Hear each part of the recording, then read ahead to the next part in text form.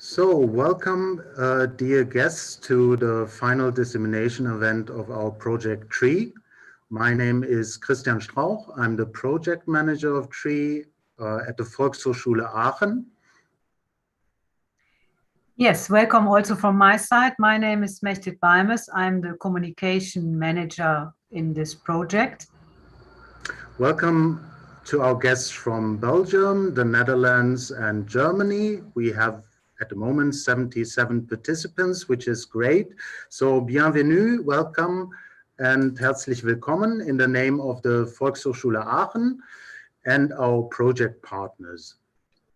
As lead partner of the project, my colleague Mechtet Balmes and myself have the honor to guide you through today's program. In order to minimize technical problems, we get support from Santiago. He will now briefly inform you about some Zoom features that you will need for this meeting today. So Santiago, would you please introduce us to the features?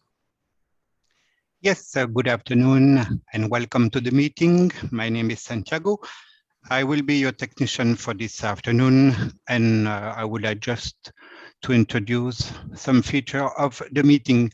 To have a good meeting, we invite you, if you see it at the corner, at the right corner of the screen, the button View. You select Speaker View. It's the best way to be able to follow the meeting. At the bottom of the screen, you see the button for the microphone. For the participant, you are not allowed to open the microphone. You have after that the video, the camera. Please keep the camera off, except if you want to open it, you are free to open it. The most important is we have interpretation during the meeting. And you see after the green button share screen, you see a globe bottom where is mentioned interpretation. If you click on it, you can select French, English, or German channel. Concerning the Q&A, the question and answer session we will have during the meeting, we invite you to have your question through the chat. For that, you click on the chat button and you send your question to everyone. It's important. 2 persons will follow the question. And when it is the time of the Q&A, we will read your question on live. If you want to see who is present at the meeting, you can, but you are free to do it or not. You can select the participant button and you will see all the participants of the meeting. If you see on the list my name, it's Tech Santiago. If you have a technical issue during the meeting, you can chat me privately and I will try to solve your problem. For your information, the meeting is recorded. Then if you don't want to appear on the recording, will be used internally. You can keep your microphone off with the case for the participant and also the camera off. In this way, you will not appear to the video. This is it. I wish you a very good meeting and see you at the end of the meeting. Bye-bye. Thanks a lot, Santiago, for this short introduction. Could you please show us the slide with the program of today? So to begin with, we want to give you a short outlook on what is expecting you today. The occasion is a festive and a special one. After 3 years of hard work, we are going to present the results of our Project TREE to a broader public. And we are happy that so many found the time to join us and share these moments with us. It would have been very nice to do it face by face, but due to the circumstances, we had to stick to digital distribution. We prepared a diversified program with the help of all partners. with information about our project and the project results of TREE. We are also happy to have two keynote speakers today.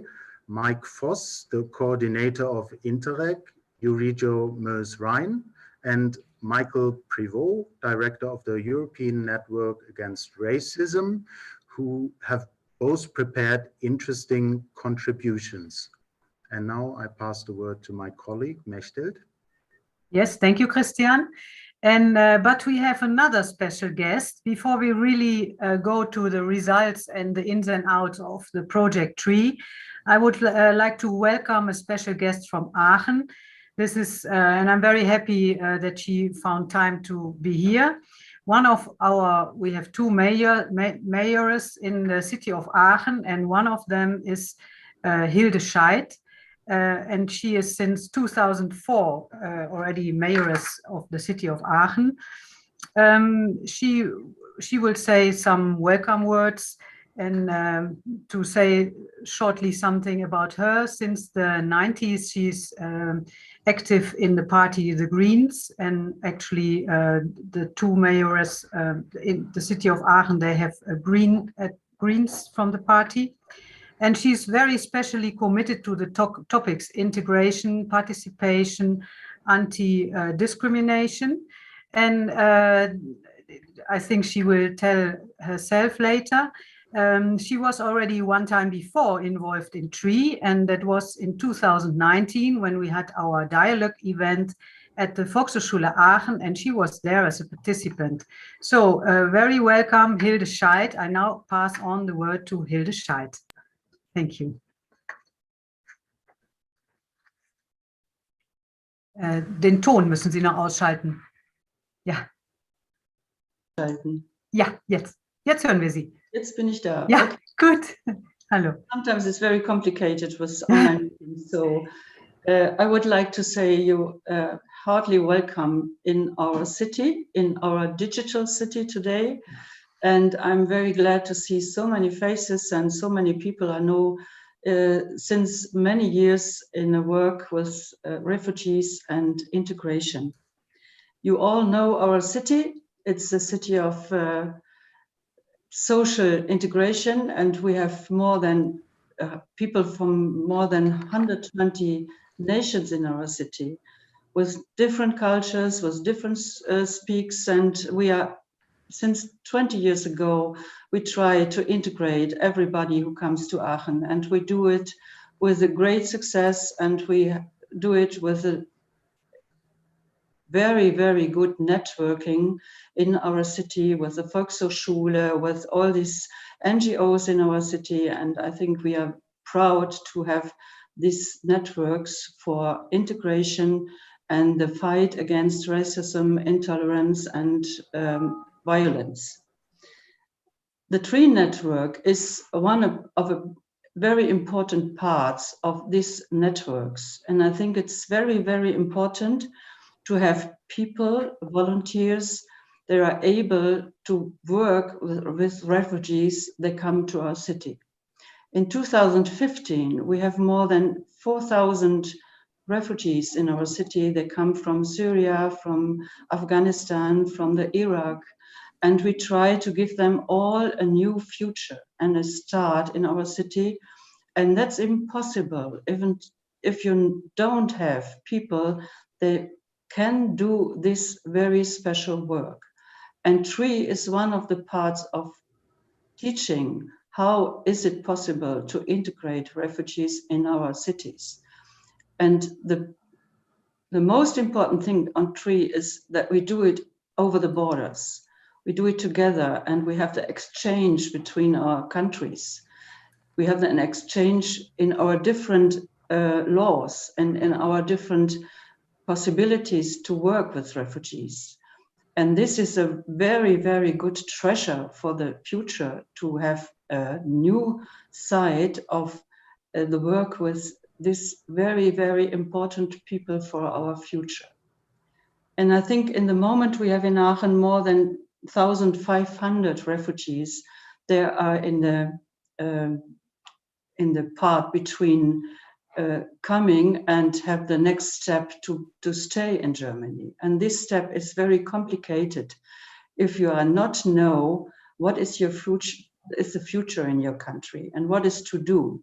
And that's where we start in the city and with all our people that work with us to give them a view in the future and the possibility to do these very, very complicated steps to be integrated. That's why I'm here, and that's why I look on this project since 3 years. And I wish you all a very, very interesting afternoon. I'm sorry that I must leave the meeting, but I have to go to the next online step and the next meeting.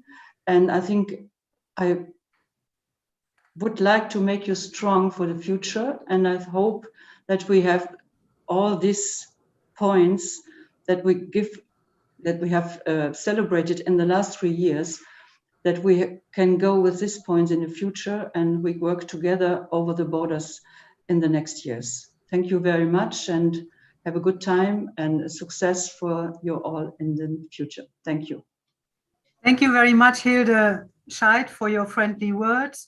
And yes, also good luck for the city of Aachen and the 2 mayoresses to go on with a great commitment for participation and integration, and like this period of governance just started some months ago. So I wish you all the best and thank you again, despite your very heavy schedule, that you find time to say some words here. Thank you very much. Okay. Okay, now we will continue to introduce all partner organizations, and as the Volkshochschule Aachen was the lead partner in this Interreg program, I like to pass the word first to the director of Volkshochschule Aachen, Beate Blügel, please. Thank you very much and welcome to everybody. I'm really happy to see that we're now more than 90 participants. This is really great. I'm sorry that we cannot meet in person, but this is the best thing we can do. And when we look back now, and everybody says, yeah, it's been 3 years that we've worked together, I actually realized that it's been 5 years, almost exactly 5 years, that I was invited to a meeting. I think Chantal is probably one of the few persons who was there as well and who remembers, not very far. It took place in Aachen, in the building of the Department of History of our university. And there was a group of people who was enthusiastic and who had an idea, and they inflamed me immediately with the idea that they had. Because if you think back 5 years, Volkshochschule itself has just turned 75, and 5 years ago, logically, it had just turned 70. And to think back on what the world was like 75 years ago and how we had just been at war with each other. And now in 2016, when our meeting took place, we had the situation, Hilde Scheidt just mentioned it, so many refugees came to Europe and came to our region. But what really touched my heart was the idea that we were now in the center of Europe when decades ago we were at war with each other, and now we were in the center of Europe and we were a region that welcomed refugees from outside of Europe and that found solutions how to cope with that. Because if you remember 5 years ago, I think Angela Merkel had just issued her famous quotation, "Wir schaffen das," we'll cope that. But people were really skeptic. I mean, if somebody had told us that in 5 years' time we would have a pandemic that would keep us from meeting in person, I wouldn't have believed it. But anyway, this is what the world looked like. And the idea was to change perspective and to not look at the borders, but as Hilde Scheidt said, to emphasize what we have in common and to maybe learn from one another and to look at how people cope with an influx or a number of refugees. We've always had German courses. We've always had people who were new to our area and to our region, but we thought it would be a good idea to actually see what the situation were like in the other regions that were involved. And to talk about Volkshochschule Aachen, it's a big institution of adult education. We actually, and the languages department where TREE is situated is actually the biggest department that we've got. There are 19 languages you can learn at Volkshochschule Aachen with 130 freelance teachers and about 4,000 participants per year. And when I say this, I mean the year 2019, and nobody quite knows what's going to happen to our statistics for 2020 and after. But I do hope that we'll get back to what we used to think of as normal as soon as possible. And we do lots of classes in all sorts of areas. And one of the things that we do with integration is actually that we carry out the nationalization tests. People who want to become German citizens actually take their tests with us. And since networking is such a big thing for us, I completely agreed, and we took on the job together, and we found a group that would actually get the application going. And there was good times and there were hard times, as people remember, but looking back, I'm really proud of what we've achieved. And I'm even more proud that we will actually be able to carry on this the qualification program, but I won't spoil that. That's going to be later on. At the moment, this is just Volkshochschule Aachen saying we've been the lead partner and we've done a great job, I think. The colleagues who work for it for Volkshochschule Aachen have done a great job.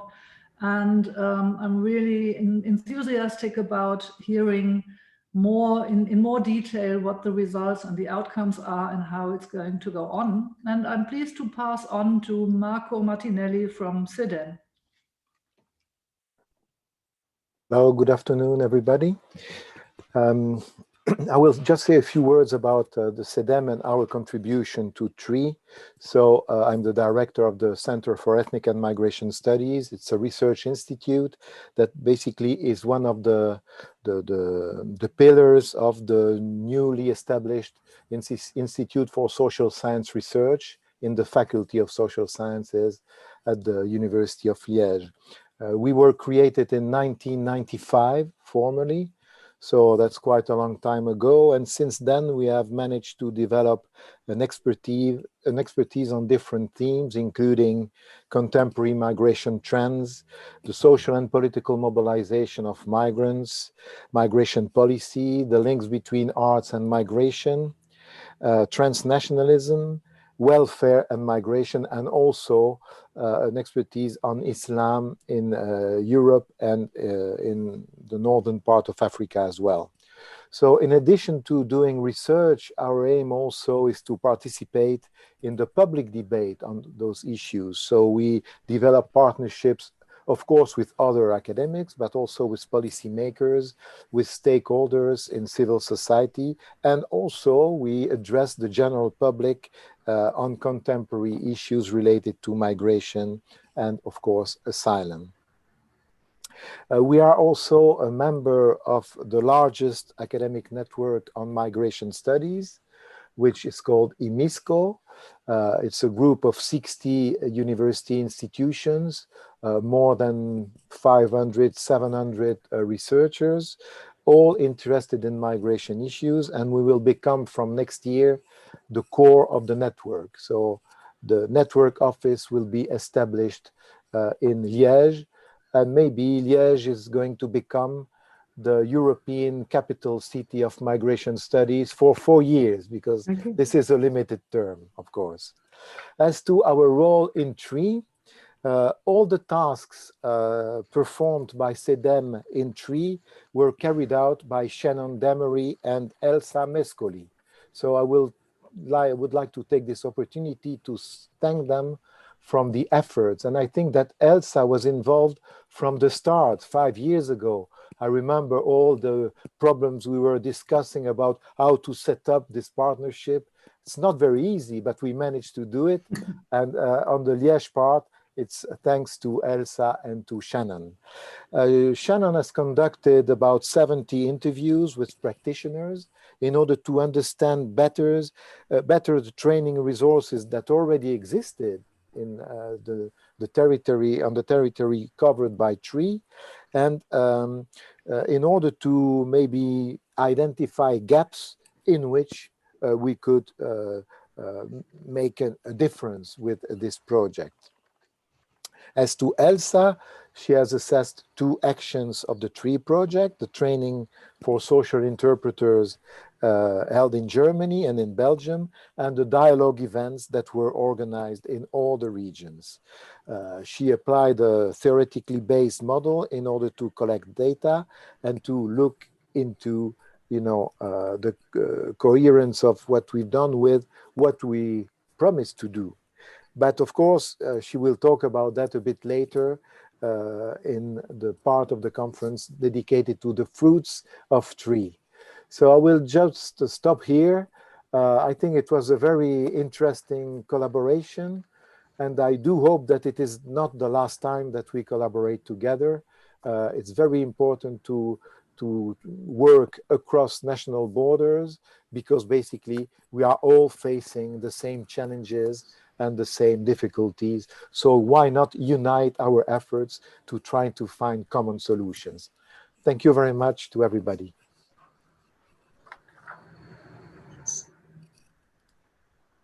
Mariam. Yes, thank you, Marco. And we will keep on with the University of Liège. I'm Marianne Poumet, professor at the University of Liège and director of Laufzeit. Laufzeit is a research, training, and consultancy institute inside of University of Liège, and more particularly in the Faculty of Education. We always try, in brief, to support and maximize learning in different settings and different levels, both in Belgium and in European or wider projects. Most of the time we are now asked to advise and support education and training organizations who wish to completely reform their programs and move towards a competency-based approach, generally also using the internet to support the participant learning. And most of the time it's now for thousands of students, because it's something very demanded in France, notably. We took the initiative, in fact, of trying to set up the TREE project 5 years ago, and some of you who remember have had some meetings with Chantal, who was the leader for Laufzeit in this TREE project. Then inside the TREE project, we were leaders in WP2 and WP5, the fifth one, which is still running. WP2 was the conception of the training program. We started there with the development of a competency grid, which was the backbone, really the backbone of the second phase. The second phase, that was the development of the program in itself, the TREE program. We brought the pedagogical background of the competence framework that I talked about earlier. Then we closely supported the work of the 6 partners from the 3 countries to end up together with the training program, including concrete activities and evaluation. Then in WP5, we are finishing the evaluation of the experimentation, but Chantal will present it to you in more details later on in the afternoon. So I now just give the floor to Didier van der Meren from Le Monde des Possibles. Thank you, Marianne. Hello, I'm Didier, head of Le Monde des Possibles, which is a training center dedicated to French as second language literacy program since 2001. We support 49 nationalities, 200 trainees per week, and support refugees, asylum seekers, undocumented people. And in conjunction with this field action, we develop also a European project with diaspora to identify inclusion best practice and also lobbying and advocacy action for fundamental rights. So our main action in the TREE project was dedicated to 3 key competencies, including intercultural communication, where Monde Possible was especially active, where we have the opportunity to work identifying cultural influences, representation, and their possible effect on the action of the trainees. Also to take into account the life trajectory of our refugees from a systemic point of view, adapting communication to the interlocutors and the situation, and coping with psychological distress and traumatized population. Furthermore, we were involved also in the creation of a training model dedicated to the social economy and collective intelligence.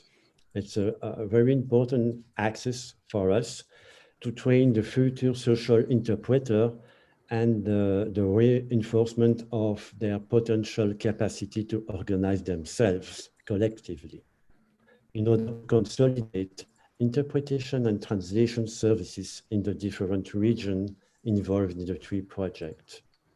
So the 2 main objectives of this training were how define the social and solidarity economy, what is sociocracy, sociocracy as a governance tool to help interpreter to define a method for democratic decision making.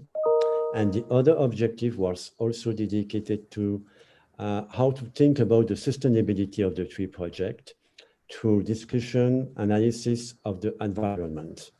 And this workshop has developed the concept of the migration hub dedicated to the entrepreneurship skills that could be developed in the next, by example, Euregio Maas-Rhein or European Call.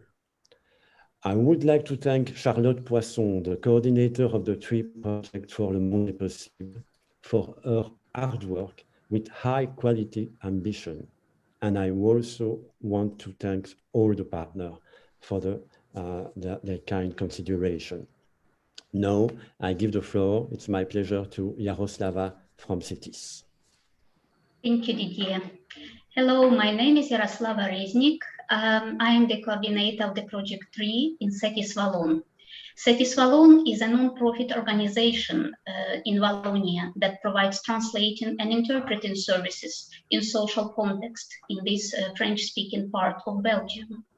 CETIS employs around 30 professional social interpreters who have big experience in interpreting in 22 languages. CETIS interpreters perform around 18,000 interpreting services per year for refugees, asylum seekers, and people who speak foreign languages on the territory of Wallonia in social, medical, legal sector, in integration sector, and other sectors. CETIS even ensures some translations for the Belgian Crisis Center nowadays that deals with Corona crisis in Belgium.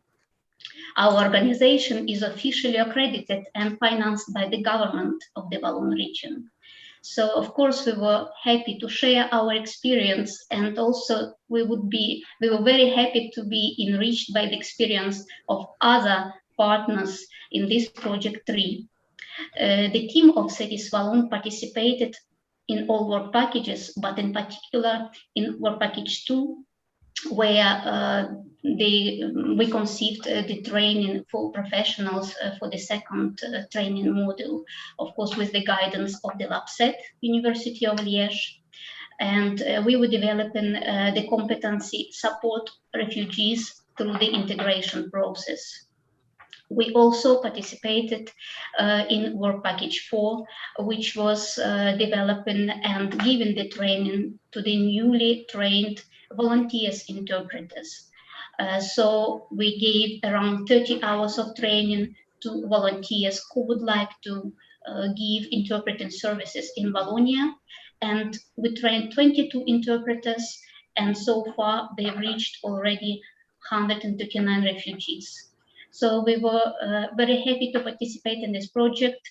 I would like to thank our partners who shared their experience, and I would also like to thank our team, our trainer, Diana, Silvia, and Jonas, who gave a lot for this project in order to succeed. Thank you, and I would like to pass the word to Farid Nagi from Survey. Thank you, Yaros. Hello to everyone. I'm Farid Nagi, the director of the survey. The survey is one of the 8 regional integration centers for refugees and newcomers in Wallonia. We are approved by the Wallon region to implement this integration policy.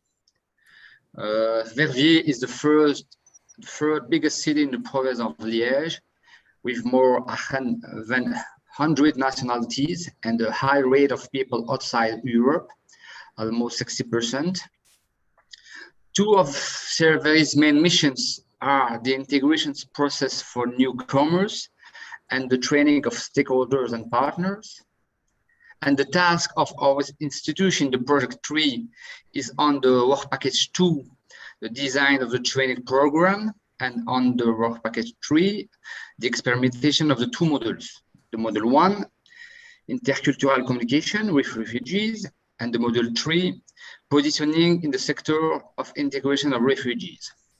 For us, it was the first time that our institution participated in a Euregio project, and we can say that it was a positive experience for us. In our opinion, the added value of this project really lies in the various exchanges that our teams were able to have with all the partners from 7 countries, but also with the participants in the training. I would like to thank my colleagues Margot and Jean-Sébastien who have managed the project, and also all the partners. And now I give the word to Marc Bier from Arbeid und Leben. Hallo, bonjour, guten Tag, goedendag allemaal. Ich bin Marc Bier von Arbeid und Leben. We are approved institution for further education in Rhineland-Palatinate. We offer consulting, education, project management, and we are accompanying processes all over the place. Our main topics are within the fields of good work, language acquisition, migration and diversity, civic education, and social interpreting. And in the TREE project, we contributed mainly to 2 work packages. On the transnational level, we had a small part in designing the main training. That's my little daughter, by the way. Yeah, in the regional context, we set up a social interpreting network in the Eifel regions Bitburg-Prüm and Vulkaneifel, and we developed the training for social interpreters. In the context of TREE, we are co-founded by the Rhineland-Palatinate Ministry of Family, Women, Youth, Integration, Consumer Protection. Bonjour, ma chère. Especially, I'd like to thank Ute Rosenfelder and Alex Hornig for their hard work and expertise they brought to the project. And yeah, I would like to pass the word to conclude this presentation to Christian.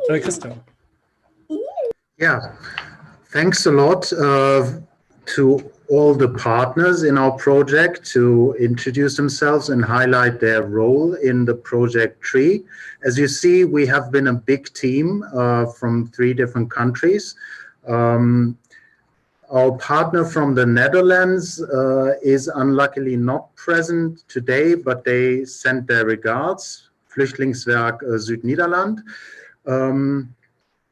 So thanks a lot for introducing parts of the project. We will hear more about it in a minute.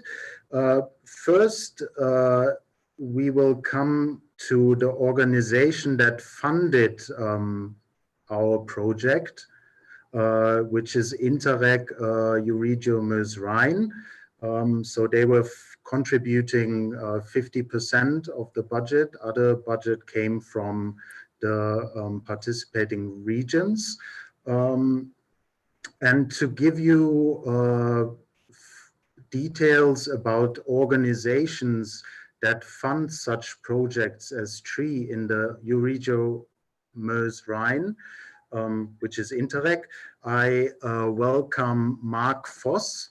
Marc, let me shortly introduce him. He's the coordinator of Interreg Euregio Maas-Rhein since 2017. He's responsible for the key structure of the program and for cross-border exchange. And Marc will talk about European funding and Interreg Euregio Maas-Rhein and the impact of our project TREE. You will have the possibility to ask questions after Marc Vos's contribution. And I'm very happy to welcome Marc Vos and pass on the word to Marc. Thank you, Christian, for the introduction. I try to share my screen.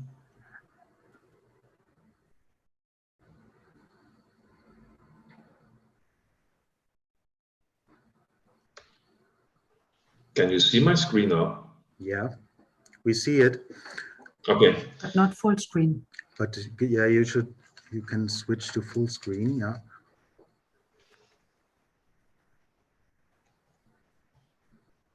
It's better now. No, it's still not full screen. Why? But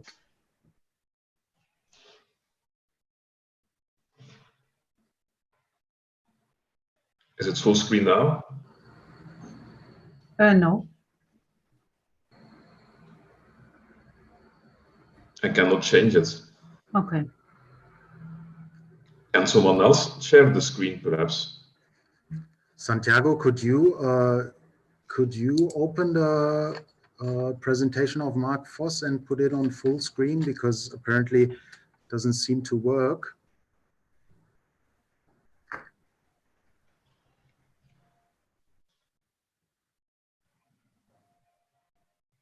Santiago?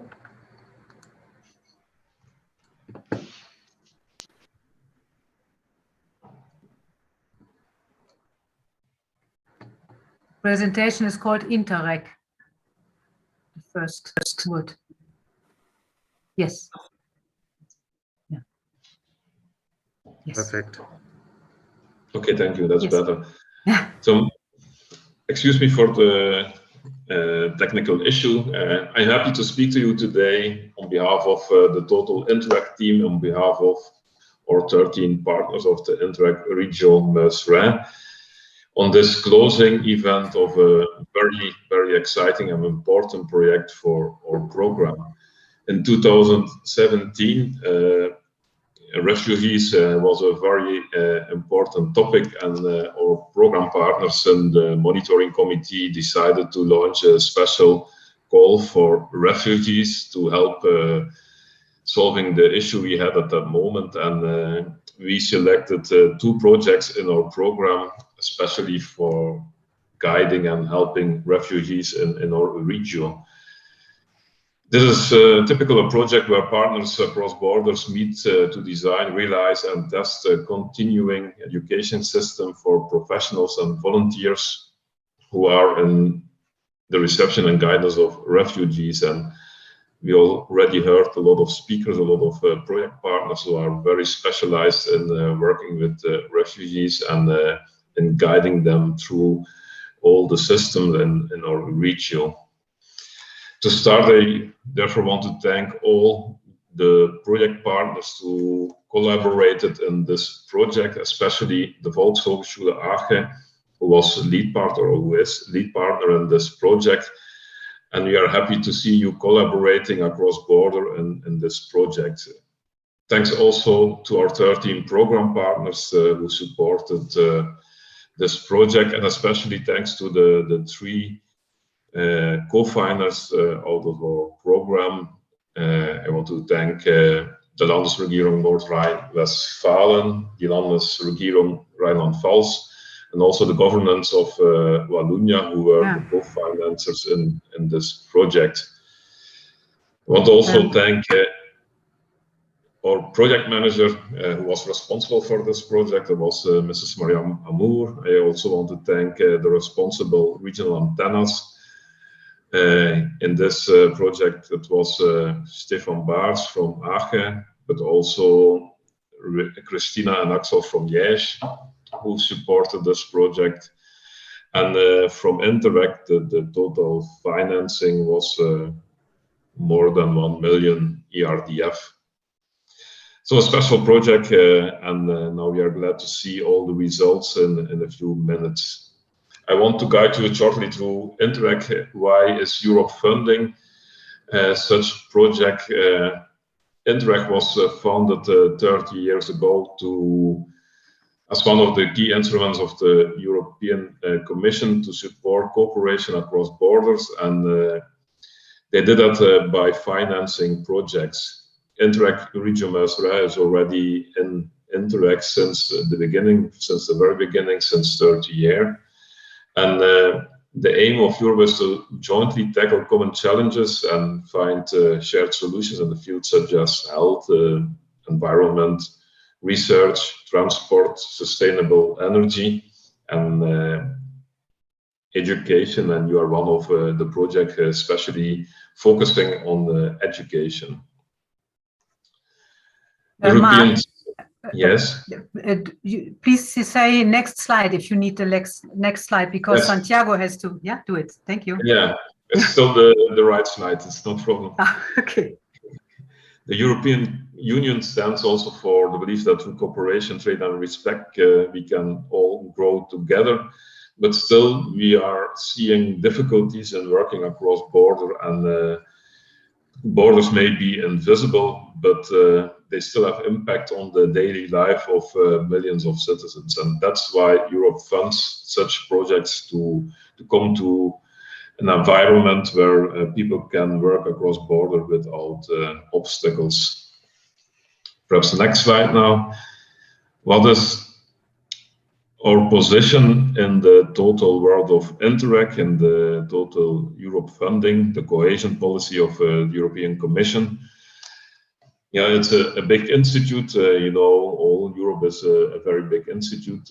For the cohesion policy, Europe foresaw in the previous, or in the actual period, must say, 2014-2020, they foresaw more than 10 billion euro in the Regional Development Fund, the RDF fund, and there are more than 100 projects and programs in Interreg, and of which 60 cross-border programs, and we, as Interreg Euregio Maas-Rhein, we were one of those 60 cross-border programs.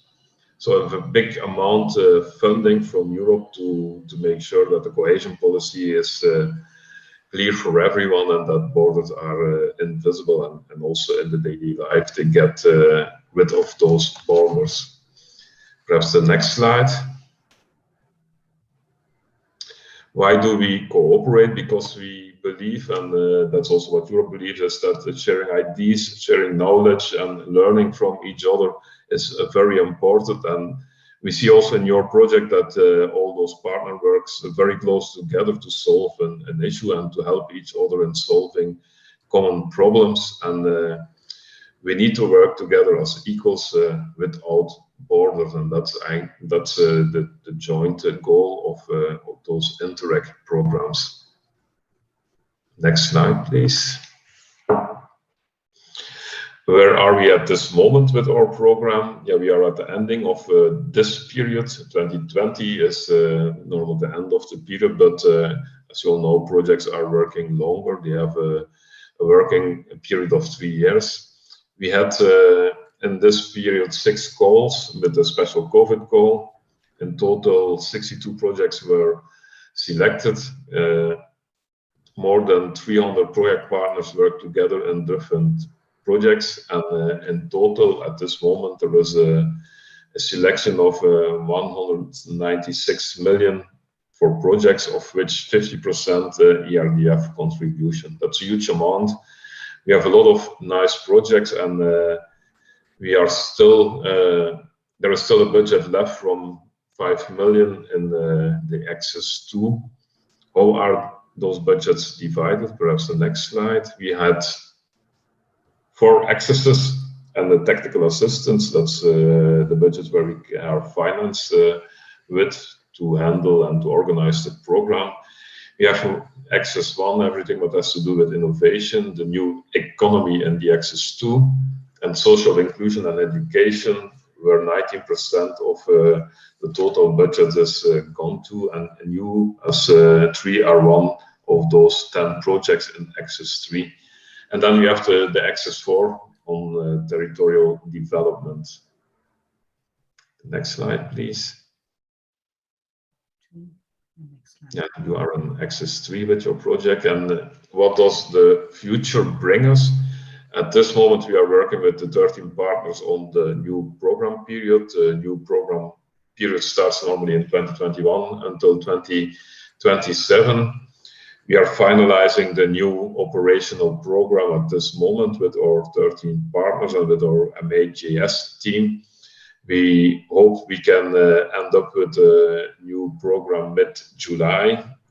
The content is almost finished, and now at this moment we are finalizing with our partners the new governance, and all partners and also our team wants to go further in simplifying rules and regulations. We are looking for simplified cost options, but also to lower the administrative burden for all project partners.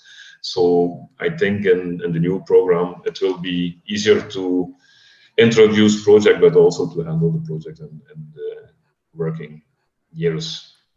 But in a few months, we can go further in detail on content and also in organizing. And we hope to start launching new calls in the beginning 2022. Next slide, please. Yeah, we are working with 13 partners, already announced them. We are happy to work with those 13 partners, and also that they agreed on a new program for the next period. So we are looking forward to a nice new future in Interreg 6. If there are questions, you can all reach us on the next slide. You have our social media. Oh no, I'm a little bit too quickly. What is TREE? And then, yes, okay, the next slide, please. Excuse me. TREE and Interreg, why did we finance your project? Why did the program partners finance it? The next slide, please. We looked into the project, and we see very competent project partners. And we are very glad to see you cooperating together. TREE fostered also inclusion in the program area and contributed to a more inclusive society at large, and that's very important. It's also one of the key elements in our program. In Access 3 already told this called social inclusion, so you match perfectly in those Access 3. And TREE created also of German the Willkommenskultur in the Euregio, and through further training of practitioners. And it's very important to keep them training and to have those practices shared among each other and across borders. So happy to see that all those goals in your project have created a lot of results. And TREE created also a sustainable network, and that's also very important for us as program, that we see that it's not only the period where projects are funded that we are working together, but also when we can create a sustainable network for the future. That's a very important goal also in our program, and we see that you as project partners work very deeply on that sustainable network for the future. So thank you all for your contribution. Thank you for realizing this very important project. Many thanks to the whole team. We wish you good luck, and we are happy to see the results of your project. Thanks to all of you. And on the next slide, you can always contact us, and we are happy to answer your questions if there are further questions. Okay, thank you very much, Marc Vos, for your explanation of the Interreg program. And indeed, we didn't explain, we said you can ask the questions in the chat, And you can, for the public, you can write them in German, French, and English. And we have Karin Rautmann from the Volkshochschule Aachen and Therese Reggers from the University of Liège, who are reading and selecting the questions. So my question is, Karin and Therese, have there been some questions already for Marc Vos? No, for the moment there is no question, No question. Okay, no. Thank you. So I would have one question to Marc, because as I understood, there will be a new period, because we are nearly at the end of this period where TREE was realized. Well, I mean, the project TREE is nearly finished, but also the Interreg period. And the new period, do they have new themes and new access, or do they have the same like we had now?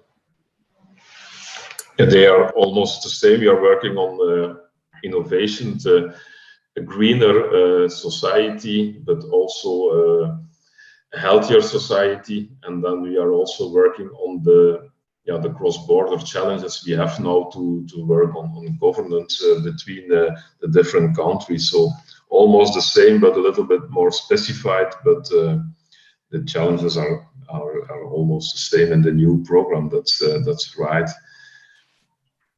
Yeah, okay, but because there was an Interreg webinar some months ago, and we have been there, and it's almost the same, but this more green and sustainability and healthy. I think for me that was a new aspect in this new period. Yeah, that's correct. That's also what European asked, but also in this period we have a lot of projects who are working on a more healthy environment. So that was also in the project, but the greener, lower carbon area and so on, that's very new in the new program. That's correct. Yeah. But innovation is also important, and stays important in the new program. Yeah. Okay. If I look at the chat, I see a question from Markus Reisen. How can we make the responsible politicians in the 3 countries see the results of the TREE project with the aim to work across borders without obstacles in future in the field of working with refugees? So yeah, how that also was something we had in TREE. We had in our module, we have accompanying refugees in their process of integration, but we had to deal with 3 different legal systems. I think that's quite a good question of Marcus, how we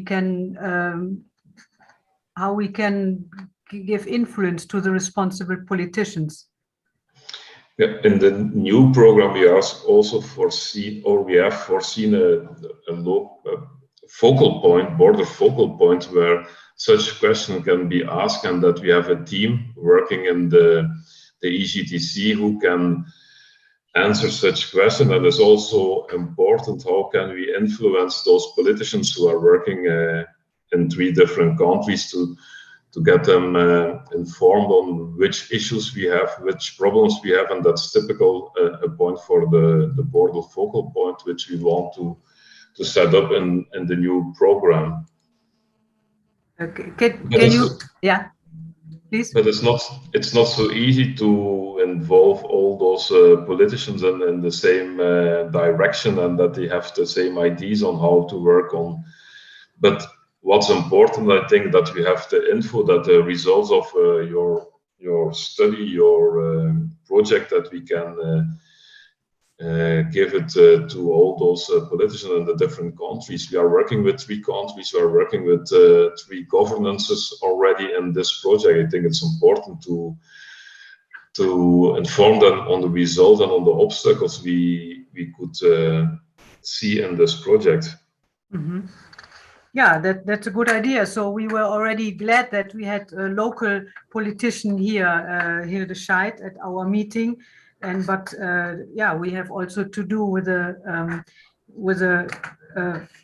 governments of the regions like Nordrhein-Westfalen, and that's a good point to share with them our results of of the tree.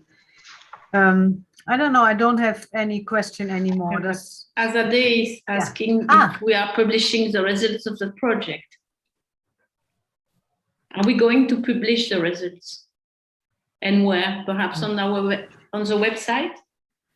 Yes, of course. We have a project website. We are publishing all the reports and evaluations and everything which is published there. But perhaps it's a question for Interreg also. Was this normal?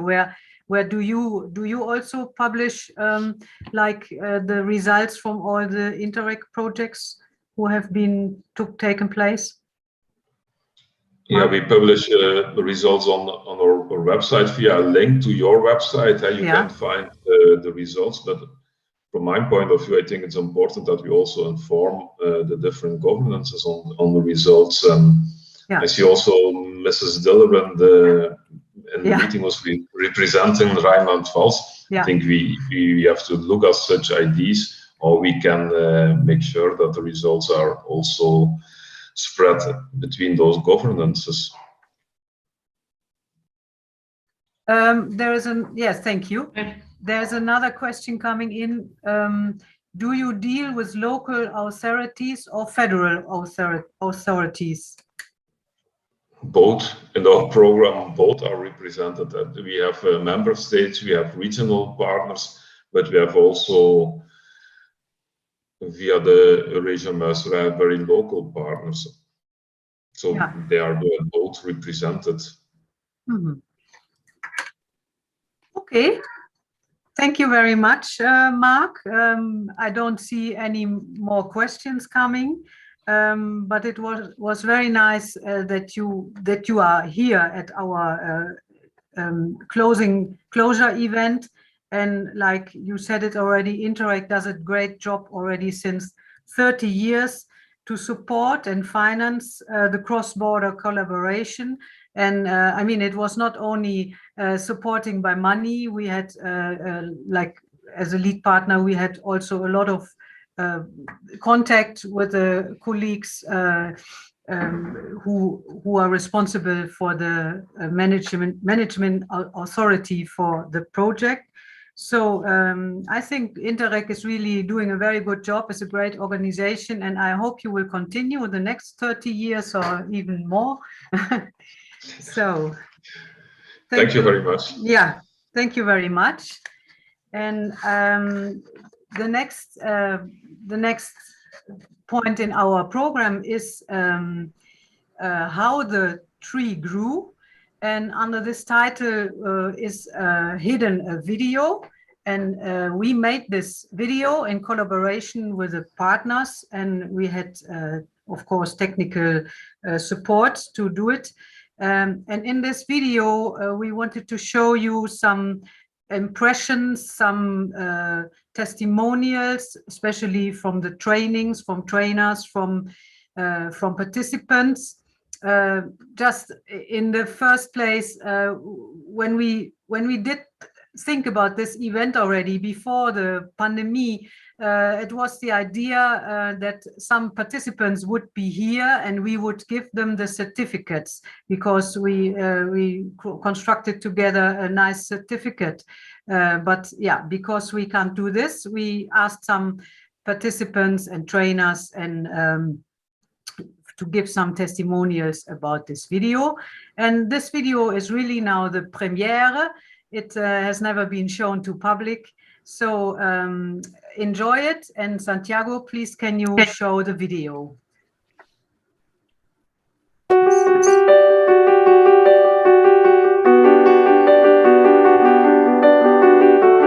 Guten Tag, mein Name ist Christian Strauch. Ich bin Projektleiter für TREE und arbeite bei der Volkshochschule Aachen. Guten Tag, mein Name ist Mechtet Balmes und ich arbeite auch im Projekt TREE als Mitarbeiterin für die Kommunikation.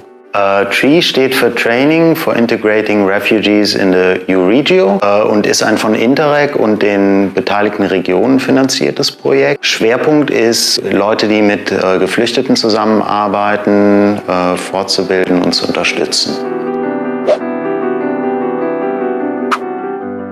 Gestartet haben wir mit einer Analyse, die aus 2 Teilen bestand. Teil 1, die Kontextanalyse, die wurde unter der Federführung von seinem, Universität Lüttich, durchgeführt und da ging es um die Rahmenbedingungen für Geflüchtete in den verschiedenen Regionen. Der zweite Teil der Analyse war die Praxisanalyse. Da wurden 80 Menschen, die mit Geflüchteten arbeiten, interviewt. Die zentrale Frage war, welche Fortbildungsbedarfe haben sie? Und auch das wurde von seinem Uni Lüttich gemacht.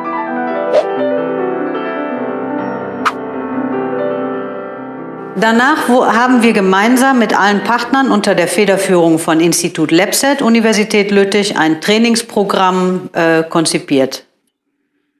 L'objectif de cette formation TREE est d'outiller les acteurs de terrain, les formateurs, travailleurs sociaux, personnel médical, administratif, interprètes sociaux, dans leur mission d'accueil, d'accompagnement et de formation des personnes réfugiées. La formation TREE propose un dispositif cohérent et intégré. Elle répond à des besoins du terrain qui ont été identifiés au préalable et est construite autour d'un référentiel de compétences.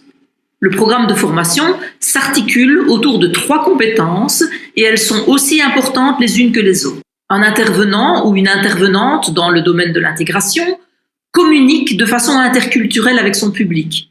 Cette personne doit entrer en relation en veillant au respect et à la confiance mutuelle. Elle soutient et accompagne les personnes réfugiées pour qu'elles s'y retrouvent à travers les procédures administratives, les nouveaux codes, les nouvelles habitudes de vie et s'intègrent au mieux dans leur pays d'accueil. Elle se positionne en tant que professionnelle dans le secteur de l'intégration des personnes réfugiées. Elle regarde vers l'extérieur, considère le contexte politique et sociétal. Elle se forme et s'informe continuellement pour rester au fait des nouveaux cadres légaux. Elle partage avec ses collègues, elle se questionne, analyse ses pratiques dans le but de s'améliorer continuellement. Elle veille également à gérer la charge émotionnelle qui pèse souvent sur son travail, de façon à prendre soin d'elle et à trouver son équilibre. Le programme de formation est constitué de 3 modules, correspondant à chacune des compétences. Le participant a la possibilité de suivre un ou plusieurs modules s'il le souhaite. Chaque module comprend une 50aine d'heures de formation en présentiel, au cours desquelles les participants confrontent leurs pratiques à des concepts ou modèles théoriques. Ils analysent des situations intégrées issues des réalités du terrain. Les 50 heures suivantes sont consacrées au transfert des acquis de formation sur le terrain. Les participants retournent à leur activité professionnelle et mettent en pratique ce qu'ils ont appris en formation. Ils reviennent en classe et en discutent avec le groupe et les formateurs. À l'issue de la formation, les participants produisent un portfolio dans lequel ils démontrent, par les actions qu'ils ont mises en œuvre, qu'ils ont bel et bien développé les 3 compétences.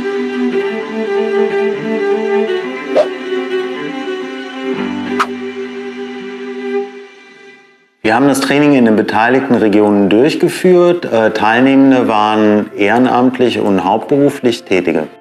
Donc, bonjour, je m'appelle Jean-Sébastien Mahut et je suis formateur au CRVI, donc le Centre régional de Verviers pour l'intégration des personnes étrangères ou d'origine étrangère.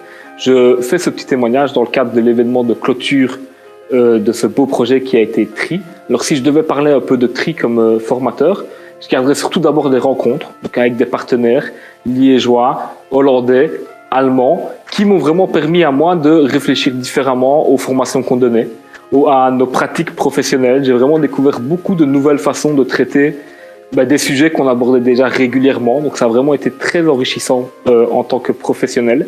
Ensuite, humainement, je garde vraiment de chouettes souvenirs d'avoir donné cette formation, des échanges avec des personnes qu'on n'avait pas encore reçues au CRVI, qui suivaient une formation chez nous pour la toute première fois, notamment des personnes qui venaient de la communauté germanophone de Belgique et qui avaient entendu parler de la formation via Aachen. Et donc on a vraiment, je pense, avec ce public-là, montré la force de l'Euregio, le fait que ça fonctionne, que ça fait sens, qu'il y ait des liens entre nos différentes institutions.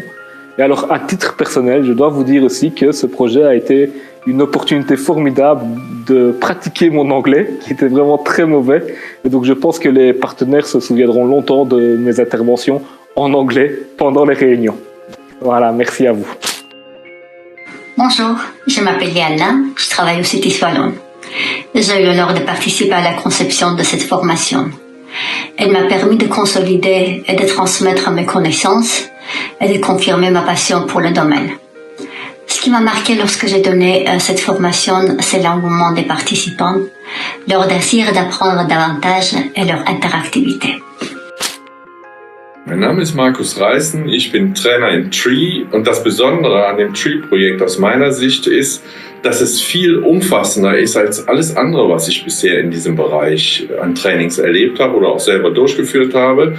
Das heißt, wir haben über 3 Länder zusammengearbeitet, also Deutschland, Belgien und die Niederlande, gemeinsam ein wirklich sehr konstruktiv gemeinsames Konzept entwickelt dafür und haben dann sehr praxisorientiert die Arbeit mit Geflüchteten vorgestellt und mit den Leuten dann auch schon die Praxis einüben lassen. Also das heißt, die Leute sind zurück in ihre unterschiedlichen haupt- und ehrenamtlichen Felder, haben da das, was wir an Kommunikation, Konfliktmanagement, interkultureller Sensibilisierung, was wir da alles gemeinsam eben besprochen hatten, in die Tat umgesetzt und haben dann eben auch zurückgespiegelt, wie das gelaufen ist.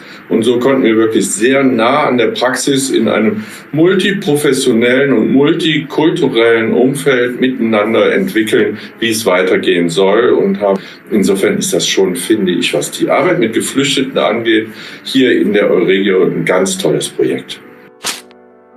Hallo, ich bin Mohammed und ich studiere Soziale Arbeit in der Katholischen Hochschule in Aachen.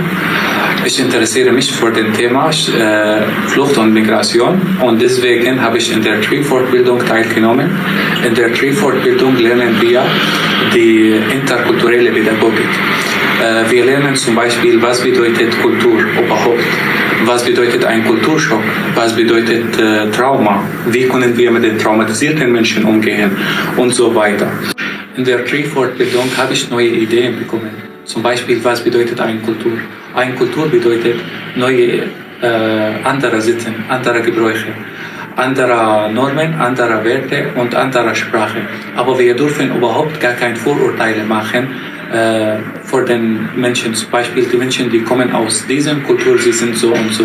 Denn jeder Mensch hat eine individuelle Persönlichkeit und jeder Mensch repräsentiert sich selbst.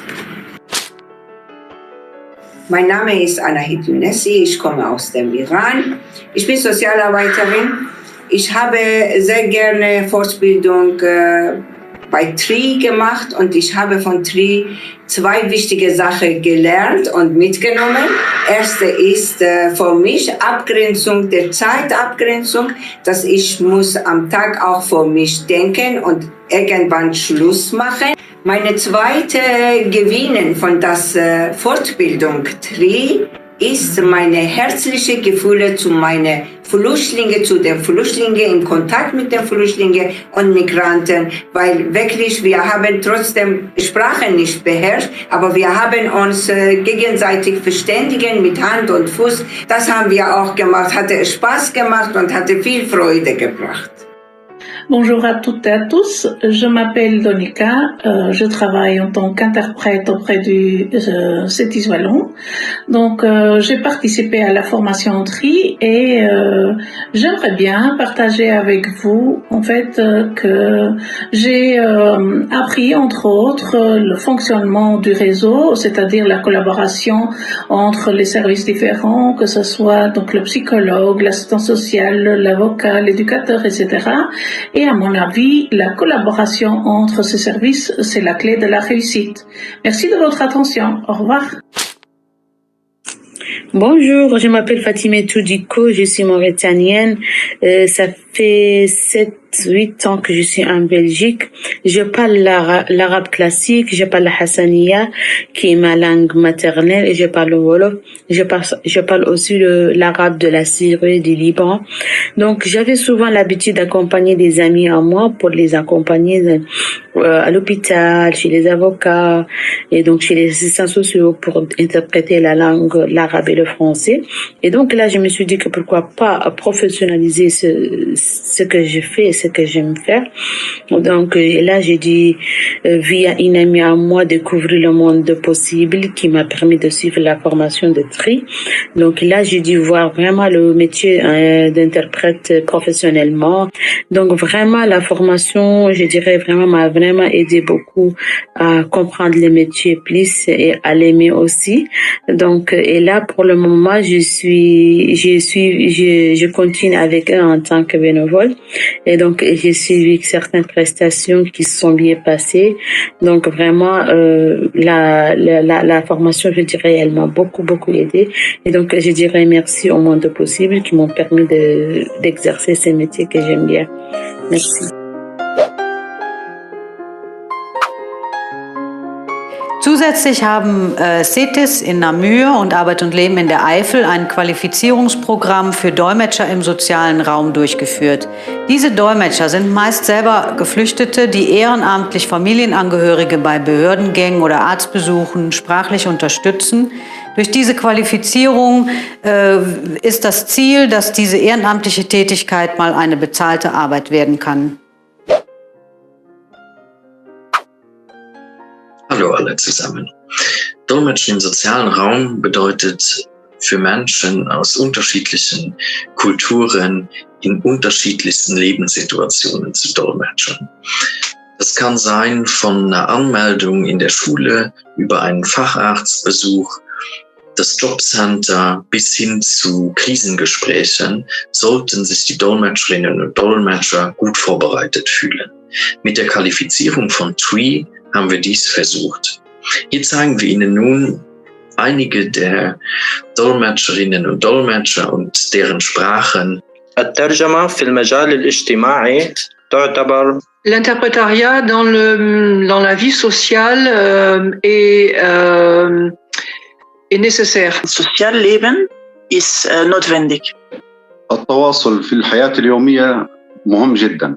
Die tägliche Kommunikation ist sehr wichtig. Tägliche Kommunikation ist sehr wichtig. Ежедневное общение очень важно. Tag, was zu sprechen. Über was man jeden Tag redet. Über was man redet. Etwas sagst. Bonjour, je m'appelle Loyal Smadi. Je suis formé par CETES pour l'interprétariat social. Dans cette formation, j'ai appris comment réussir un bon déroulement d'une séance d'interprétariat en commençant par le bon choix du placement de l'interprète vis-à-vis du bénéficiaire et de l'assistant social ou du psychologue, et ensuite une présentation de l'interprète aux deux parties et insister sur le secret des informations de la séance.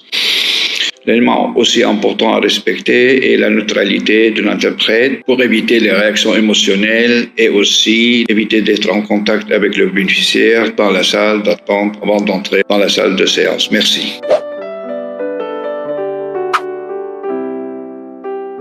Wir haben Geflüchtete und Migranten aktiv erreicht.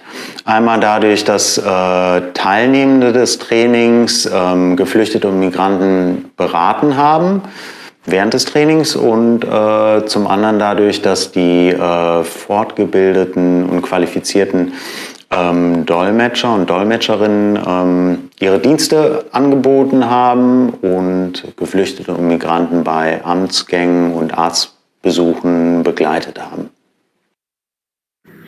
Ja.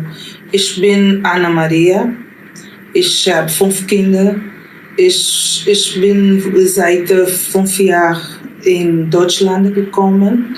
Frau Anna hier ist meine Betreuer. Ich komme aus Angola. Hallo, ich bin Abdulhabib Karimi. Ich komme aus Afghanistan. Ich bin seit 5 Jahren in Deutschland. Und ja, auf diesem Weg, ich habe eine gute Arbeit gefunden. Und auch mit Beratung von der Frau Yunesi habe ich eine B1-Kurs geschafft und auch Führerschein auf Deutsch bestanden. Und ja, ich konnte jetzt eine gute Arbeit finden.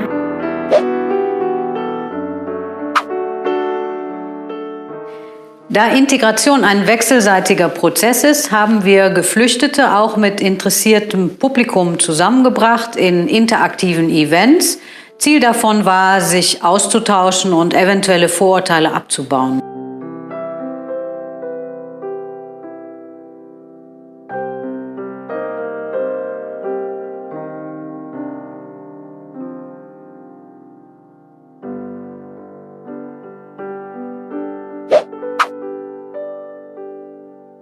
Outre l'analyse du contexte et des pratiques qui a été menée au début du projet TREE, le CEDEM a réalisé une évaluation de 2 actions du projet, notamment les événements de dialogue et la formation pour les interprètes dans le domaine social. Cette évaluation avait pour objectif d'appréhender les résultats de ces actions et plus particulièrement de mesurer, d'un point de vue qualitatif, leur impact sur l'intégration des réfugiés. L'analyse a permis de mettre en avant des points forts et des éléments à retravailler dans le cadre de ces actions, ce qui contribue à des réflexions ultérieures parmi les partenaires du projet. De manière globale, il est possible d'affirmer qu'à la fois les événements de rencontres et de dialogue entre la population locale et les réfugiés et la formation pour les interprètes dans le domaine social sont 2 actions bénéfiques pour l'intégration des réfugiés d'un point de vue social, relationnel et professionnel. Néanmoins, des actions de ce type nécessitent d'être accompagnées et encadrées dans un travail plus large sur la société toute, afin de favoriser ces processus d'échange et d'intégration, afin de lever certaines barrières causées par des mécanismes de discrimination et d'exclusion. Après avoir conçu avec les partenaires le programme de formation à destination des intervenants dans le domaine de l'intégration, après l'avoir expérimenté auprès d'une 60aine de personnes dans les 3 régions de l'Euregio, le LabSet s'est chargé d'en évaluer l'impact auprès des formateurs et des personnes formées. Pour évaluer l'impact de la formation, nous avons pris en considération 3 niveaux d'analyse. D'abord, la satisfaction. Les participants ont-ils apprécié la formation? Est-ce qu'elle a répondu à leurs besoins? Chaque participant a ainsi répondu à des questionnaires de satisfaction après chaque module suivi. Ensuite, l'apprentissage. Ont-ils appris quelque chose? Nous avons analysé les productions des participants, les activités d'intégration, pour voir s'ils avaient mobilisé les nouveaux acquis dans leur production. Enfin, le transfert. Ont-ils mis en pratique, ont-ils transféré ce qu'ils ont appris dans leur pratique professionnelle? Là, nous avons pris en compte les portfolios des participants pour analyser ce qu'ils nous disaient de leur pratique. L'avis des formateurs a également été pris en considération. Les résultats de cette analyse nous permettent de réguler le programme de formation pour l'améliorer de façon à ce qu'il réponde encore davantage aux besoins et aux réalités de terrain. Hier sehen Sie nochmal die Karte von der Euregio Maas-Rhein und alle beteiligten Partner in den verschiedenen Regionen. Die Euregionale Zusammenarbeit hat für uns im Projektteam absolut eine professionelle und persönliche Bereicherung gebracht. Einerseits haben wir die verschiedenen Strategien im Umgang mit Geflüchteten zusammengeführt und ja, persönlich haben wir alle über den Tellerrand geschaut und voneinander gelernt.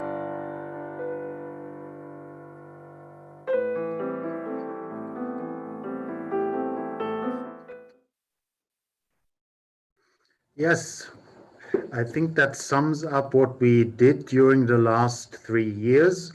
Yeah, and this cooperation was really very enriching. And I think that such cooperations really show the strengths and potential of cross-border cooperation. All of us work in the same field, have different approaches, and we were able to bring our expertise together and make something out of it.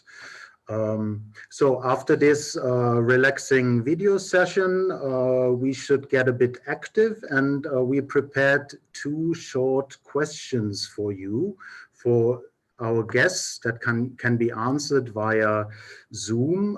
Both questions are related to our project, and I would ask Santiago to show the first question.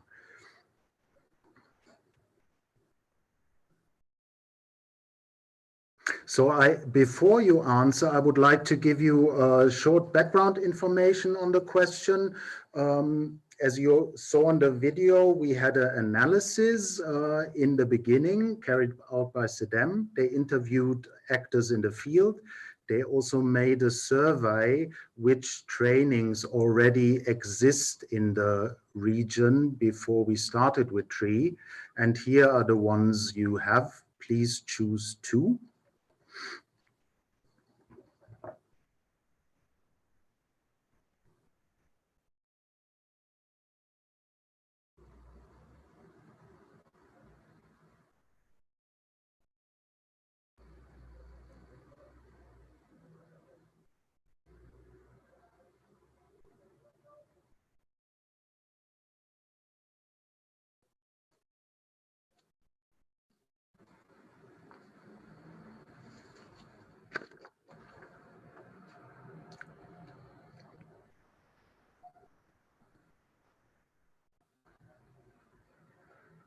Okay, Santiago, I think we should now close the poll.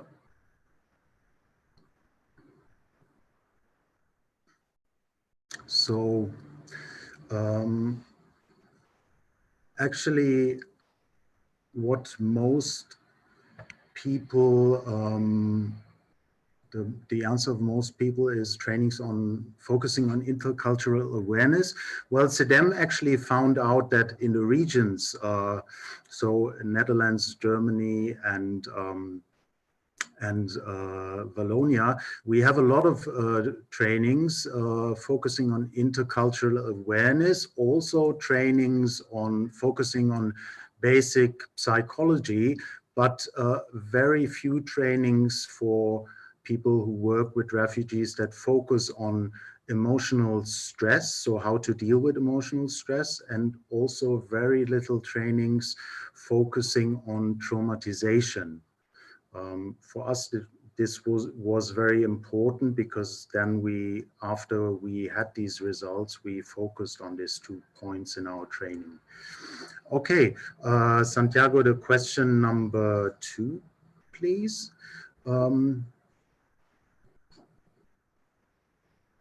So this is also related to our project, to the qualification for social interpreters. Before answering, again, a short background on that. Actually,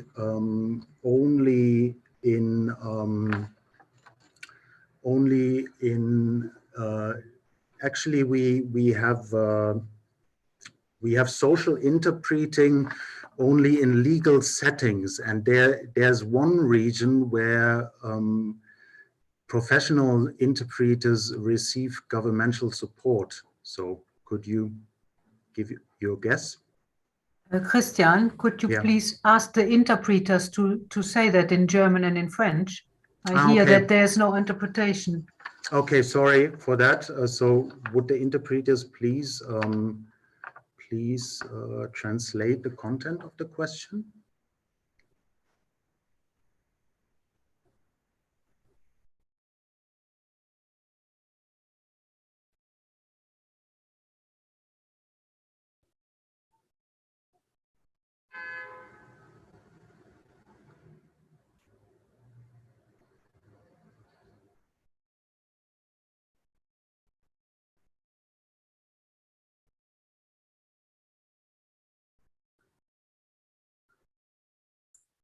Okay, they did translate it, Christian. Okay. So perhaps it's enough. So then we can close the poll. Yeah, so your guess was right. The Walloon region is actually the only region where there exists a service for professional interpreters who have standards. In the other regions so far, we don't have that. So that was another very important finding. And with our qualification program for social interpreters, we try to close the gap in that field. Okay, thank you for your votes.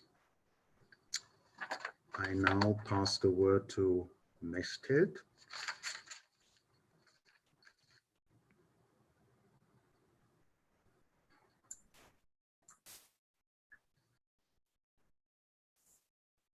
Well,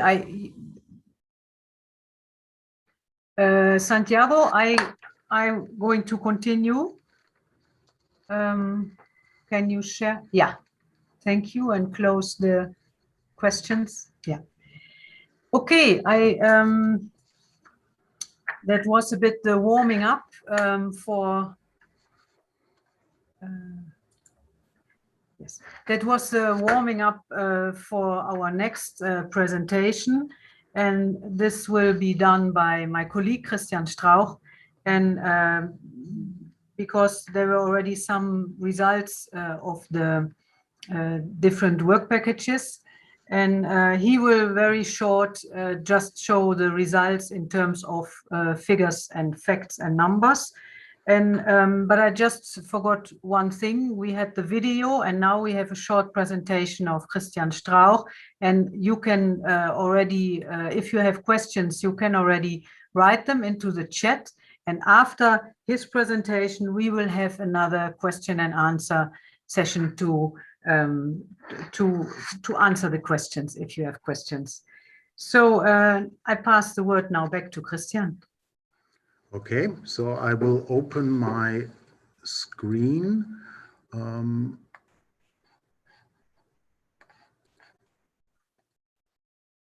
Do you see it? Yes. Okay. Yeah, so I will now give a short presentation about the results of our project and lead you through the different stages of the project tree. The participating regions and partners, as you see on this card, so we had the province Limburg, the province de Liège, Region Aachen, and Eifelkreis Bitburg-Prüm, and Vulkaneifel, with our different partner organizations who were all contributing to different, in different stages of the project. We started off with an analysis carried out by the University Liège, SEDEM, and in this analysis, first context analysis, actually Shannon Damery, with the help of assistants, had a look on the different conditions and different ways integration in the different regions work. And her findings were basically that there are, of course, in the regions, differences in terms of political, historical evolution of integration processes, but the present state of integration policy in the regions is quite similar. That means that in each region, we have certain requirements, language requirements, then refugees have to follow a certain integration pathway, and they have to do a test afterwards. What was different in the region was the distribution of refugees. That means in Germany, for example, the distribution of asylum seekers is based on space and resources. So we have a quota system. In Belgium, it is based on space, resources, and language skills, because there we have 3 different languages involved. What is interesting that in the Netherlands, it is besides space and resources, it is also based on actually labor market opportunities. So here the emphasis is on the question where certain jobs are needed, and this also plays a role in the distribution. The second part of the analysis was the practice analysis. Here, Shannon Damery from SEDEM made interviews with approximately 80 actors in the field. So these were interpreters, lawyers, psychologists, language teachers, integration trainers, and also administrative staff, all people who work with refugees in their daily life. And a screening of training, that's what we had in our short poll. And the outcome of this screening, so SEDEM had a look which trainings exist in the different regions before TREE started. And here the main training needs that the actors in the field also said that they have, creating and maintaining boundaries, coping with emotions, with emotional stress, both on the professional and on the side of the refugees, working with traumatized people. The knowledge of legal and migration systems was also a need, and crisis intervention. So based on the findings of this analysis, the training program was designed and built. So we had 3 modules covering these demands, and throughout the project, so the training program was actually designed under lead of University Liège LabSet, and throughout the whole project, we were able to reach 59 participants who were trained in the different regions. Some of them followed the whole training, some followed single modules. And yeah, most of our participants were professionals, some were volunteers, but all of them had the opportunity to work with refugees in their daily life. And these trainings were carried out in the different regions and by different partners. Then we also were setting up a qualification program for social interpreters. Here, our partners CETIS in Namur and our partner Arbeit und Leben in the Vulkaneifel were active with designing a qualification program for social interpreters. And throughout the project, we managed to, or especially CETIS and Arbeit und Leben managed to train approximately 90 migrants and refugees who participated in the qualification in the urban area of Namur and the rural area of Bitburg-Prüm and the Vulkaneifel. They also offered interpreting services, so we had approximately 230 interpreting services that took place in the regions, and CETIS and Arbeit und Leben were also able to link the participants to functioning infrastructures, which is important because after the end of the project, it is very important that these interpreters or qualified interpreters will carry on with their work. Apart from that, we have reached migrants and refugees in different settings, approximately 450 of them. We were reaching them, or our training participants were reaching them via counseling sessions, and also the qualified interpreters reached them via interpreting services. We had dialogue events in the regions in order to get in contact with the broader public.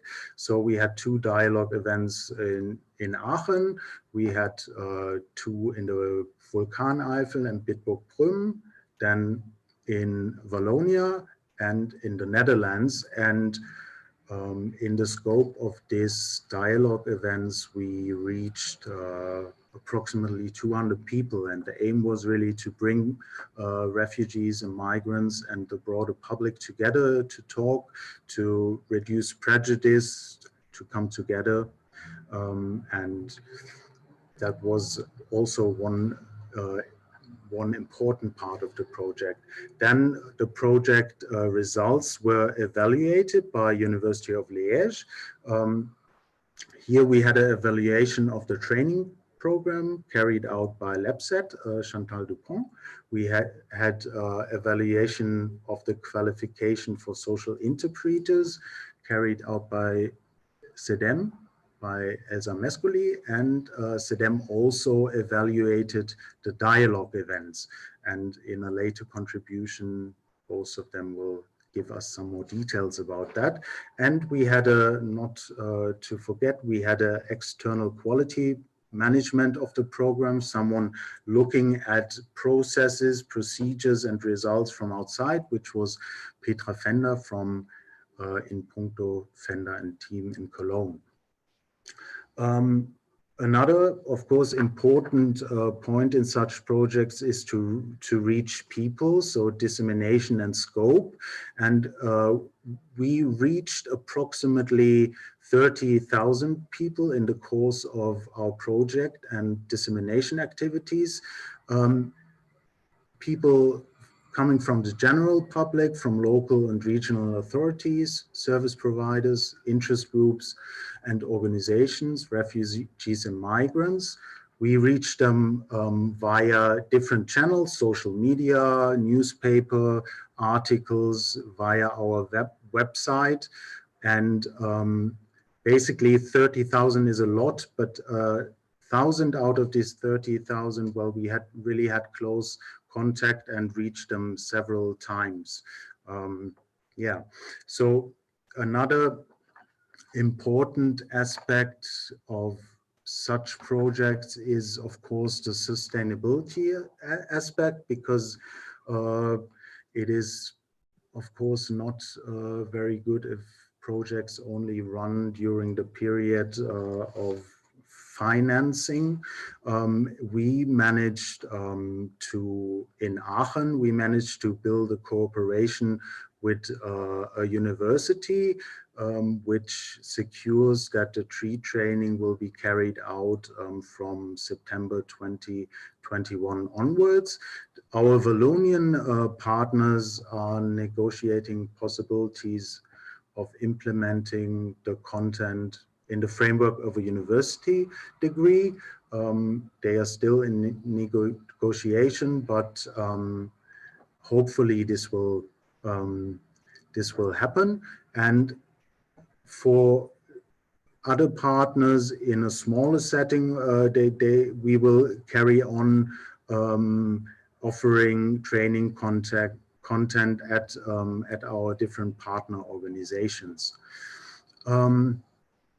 Yes, so this was actually a quick overview over the different pillars of the project. If you want to find out more about our project and get in contact, we have a website, and you can go on the website and contact us anytime. Last thing important is that we really want to thank the ones who funded the project and contributed and supported us, and especially really the concept developers and trainers who did a great job and made things possible in the different regions. So Jean-Sébastien, Margot, Charlotte, Jaroslava, and Liliana for the Walloon region, Azadeh, Stefan and Markus for Region Aachen, and Alex, Marc for Vulkaneifel, Bitburg-Prüm, and Katrin Euer for the Netherlands. Thanks a lot. Merci. And that was my contribution. Dankjewel, Christian, for this overview of the results of the Project TREE. As I said before, we have now some minutes for question and answers. So I want to ask Karen and Therese, are there either questions about the video or questions about this presentation of Christian Strauch? Still, there is no question about the presentation, but one question, and you have seen it, it's what is social interpreting? Yes. And you can perhaps ask somebody to answer this question. Yes. Marc, would you like to give a short answer to this question? please. Very short and brief answer, because I don't want to talk a lot about it since we are talking about it in the part Fruit of the Tree. But basically we had two target group, one large target group where everybody who is working directly or indirectly with refugees is targeted by the TREE training.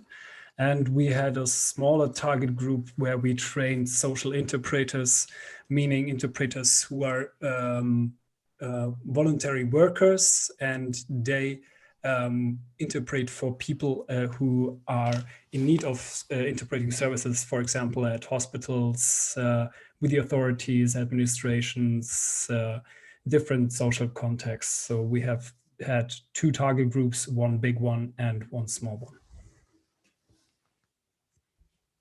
Thank you, Marc. There is another question, I can read it myself, how it was the cross-the-border cooperation between all the Wallonian and Dutch and German partners and different languages, cultures and mentality. Well, I could answer myself, but perhaps somebody else would like to answer, because I'm already living in the Netherlands and working in Germany. So for me, it's kind of daily job, but perhaps you can ask Marcus if he's still there to answer. Yeah, Marcus is there, yeah. Yeah, would you like to answer, Marcus? You have to open your, yeah, yes. You have to open your microphone. It's blocked. Yeah, yeah. It's okay. Oh yeah, yes, okay. Yes, I enjoyed it a lot. I find it very important and interesting to get to know ideas from people from the Netherlands and Belgium. Can you hear me? Yeah. So, yes, as I've been a trainer for intercultural and interreligious topics for a couple of years, more than 15 years now, I think. And as I've been working with refugees for more than 25 years now, it was really very interesting for me to get to know people in Belgium or in the Netherlands who are doing similar things, and then coming together with them and thinking about how to develop such a program, and also from with professionals like Therese or Chantal, who are very good at what they are doing. It was a sort of a present for me to come together with these people, and also with the people who wanted to do the training or to work together with Azadeh and Stefan. Also, what a pleasure. So I got to know a lot of interesting people who are very much into the topic of trying to create an atmosphere of welcome culture, of living together more or less in countries which are not that much trained in being welcoming people from all over the world. And as I've been a student in Egypt for 1 year, a long time ago, and as I lived in the Nile region for 1 year with a family within an Egyptian family, I got a clue how it is to live in a welcoming culture. And I thought that we have to learn a lot from these people, and I'm very happy so that I can give back a bit. Okay. Thank you very much, Marcos. That was a Pleasure. point of view of a trainer. And I can shortly just add, because we were, we had also meetings with the steering group from not about the training, but to coordinate and to do everything.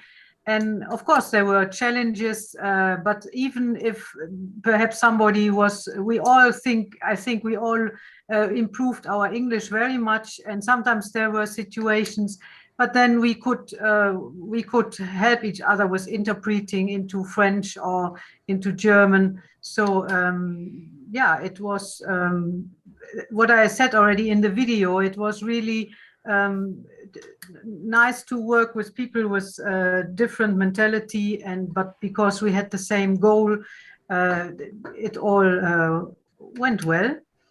I see another question about interpreting, social interpreting, and then I really would say, please, I don't know the name, but I think it's an organization, the World Makers. Please be patient because we will shortly have a break, and after the break we will have some more presentation of partners, and there Mark and Jaroslava will tell more about the social interpreting. We are also running out of time, so if there are no urgent questions, Therese and Karin, I would suggest that we take a break now. Therese? Oh, it's okay, yes. Yeah, okay. Because we were running out of time, about 15-20 minutes, so I would suggest we take 15 minutes break now, so that means we will back in the meeting at 4 o'clock. And yeah, after what I said, after the break, we have fruits of the tree, some more presentations of the results of partners. And then at the end, we have Michael Privot, who will talk about the discrimination in the EU. Mm-hmm. So just take a cup of tea or coffee, and we will be back here at 4 o'clock. See you later.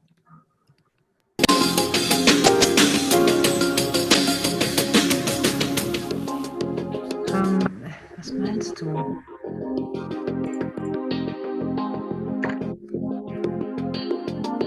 Echt jetzt? Ja. Wollen wir mit dem Juan sprechen jetzt? Was willst du mit dem sprechen? Er hatte noch die Frage, der fand ja die Fragen nicht zu beantworten mit den Ja. Okay. Ich weiß nicht, ob wir das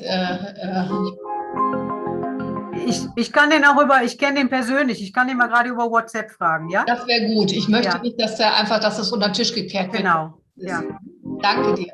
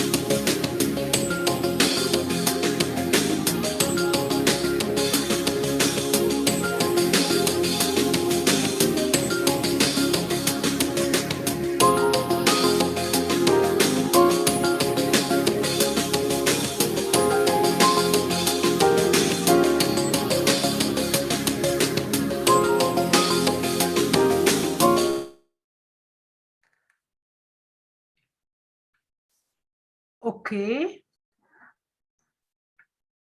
Okay, everybody. Welcome back after the coffee break. Yes, it's sure, Hisham, he said, it's the Ramadan at this moment. So there may be some people who didn't take any coffee or tea. But for those who did take coffee or tea, yeah, I'm very disappointed. Normally, we would have liked to do some nice catering for you, but at that time, we had to take it at home. So now we continue with some insights by some of the partners. And the title of this program is called The Fruits of the Tree. Like Chantal Dupont de Lepset will talk about evaluation training modules. Elsa Mescoli de Sedem will talk about the dialogue events, and Mark Beer and Jaroslava Reisnik talk about social interpreting. Also here, you can ask your questions to all in German, English, or French in the chat. And after this presentation, we will have question and answer. I now pass the word to Chantal. Chantal, please.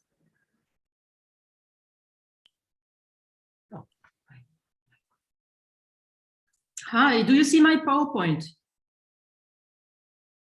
Can you hear me?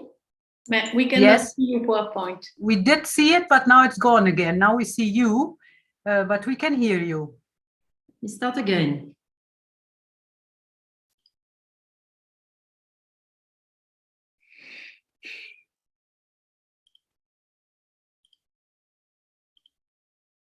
Voilà.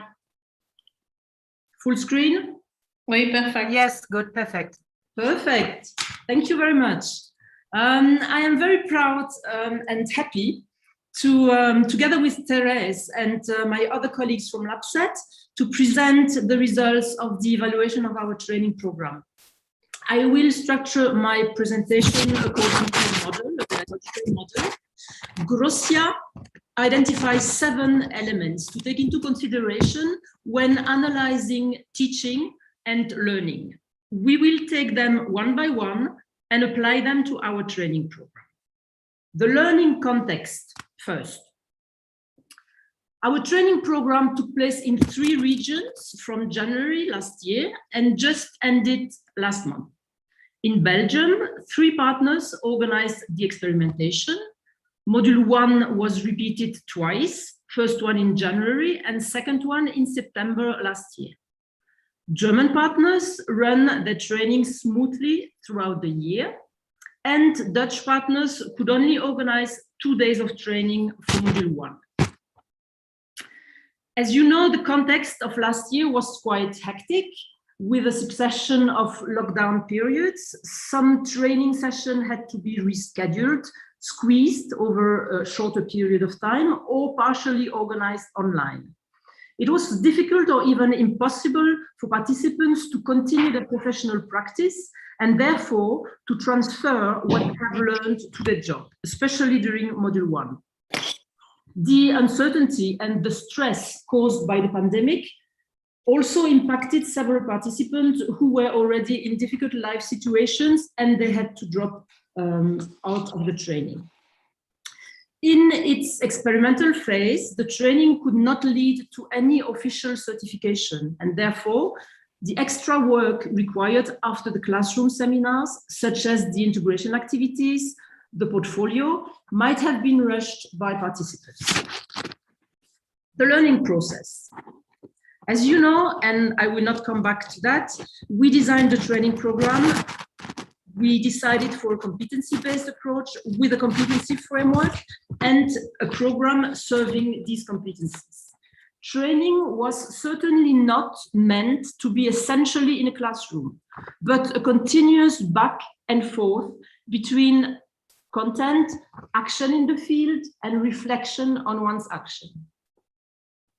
The content. Content was designed by partners, and we took into consideration all needs that had been identified during the context analysis. The features of the training content is its modularity. One participant could choose to take selected sessions, although we prefer them to take an entire module for more consistency.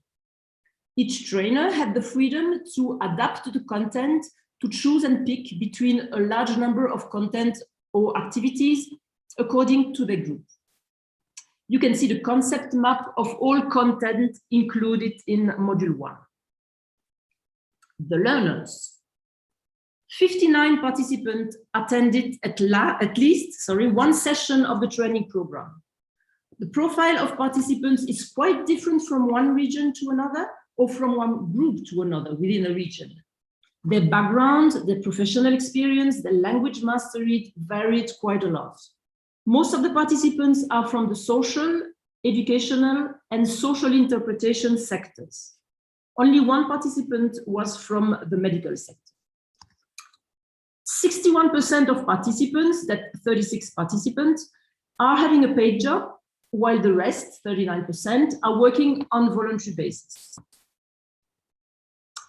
39 participants in Belgium and Germany, that's 80% of participants who took a module, attended at least one module. Almost 40%, 19 participants, took 2 modules. And 5 participants took the whole training program, that is the 3 modules. What did they expect from the training at the first place? They wanted to learn, to progress in their professional field. They mentioned specific subjects of interest, such as intercultural communication, integration procedures, or managing emotions. They wanted a training with a good balance between theory and practice, interactions with other professionals and trainers. And they wanted to network and to share experiences. We will see later on if their expectations were met. The trainers. As much as for participants, the trainers' backgrounds, their experience in training, their experience with refugees, and their teaching styles varied. Each trainer could adapt the training material according to the group and to their preferences. So even though the training program is the same on paper, I guess it looked quite different in each group, which is really positive, as at the end of the day, all the trainers could discuss about what they did with their colleagues and improve the training altogether. They were all very keen on creating a supportive and motivating classroom climate. What did actually happen during the training, and how did the participant appreciate it? As I already mentioned, the training that we designed together was experimented and adapted by each region. The practical part, that is putting in action what you have learned during the classroom seminars, was failing mostly for contextual reasons. However, participants have enjoyed most of the other components of the training. In particular, they liked the organization, for example, the frequencies of the training sessions, the duration, the location, and so on. The unfailing support, availability, and flexibility of their trainers. They liked the opportunity to share experience, to work on case studies, the intervention of experts, the reflection fostered by the integration activities and the portfolio, and of course, the professional networking. And of course, last, but certainly not least, the learning outcomes. Do the participants think that they have developed competencies? Yes. They mention having acquired new knowledge and having reflected on their practice, mostly on their previous practice. Some of them realized all the skills they already had developed before the training, and that boosted their self-confidence.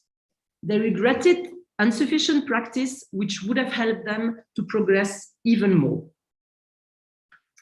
Have they demonstrated competency development in their portfolio? First, to mention that there is no real competency development if there is no action. Participants have not had the chance to act, to practice during the training, to transfer what they have learned, and therefore demonstrating a competency development is an impossible mission. For those participants who nevertheless managed to continue their practice and took more than one module, we notice the progression in the quality of their portfolio.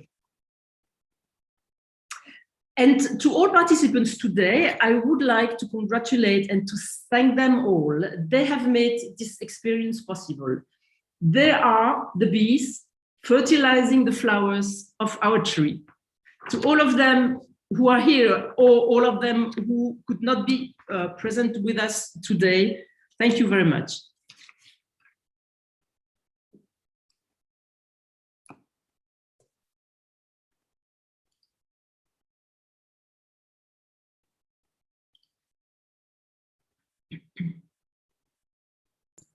Pass the word now to Elsa, please.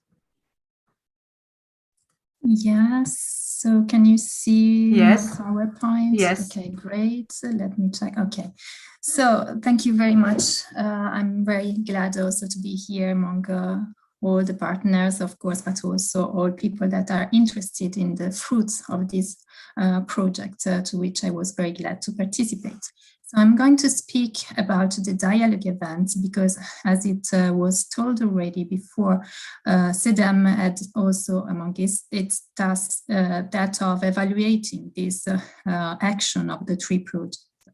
So the dialogue events, first of all, we have to remind that these are one of the actions of the TREE project that are in particular aimed at foster intercultural dialogue between refugees and local population in each of the region concerned by the project. So I'm sorry, I have just to move my presentation because I can't see it very much. Okay. So to evaluate this action, I adopted a theory of change approach that is often applied to study social change connected with the implementation of a specific policy or other action in a specific field.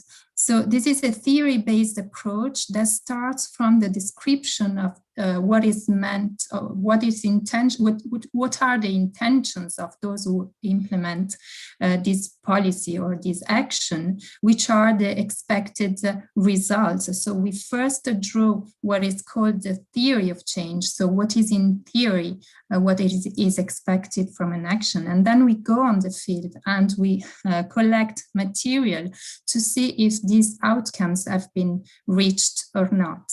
So this is the theory of change. It's a scheme. We will not go into details in that, but this table reproduces the elements that were collected at the theoretical as theoretical basis of this evaluation work. So we studied which were the contextual needs and lacks that led partners to decide to organize these intercultural events and also to create these intercultural events, which actions were developed in terms of contents, which were the condition for the events to function in a way to gather people and to foster the intercultural dialogue. And finally, which were the objectives, the aims that were expected to be reached through the intercultural, through the dialogue events. So this is the starting point of the evaluation.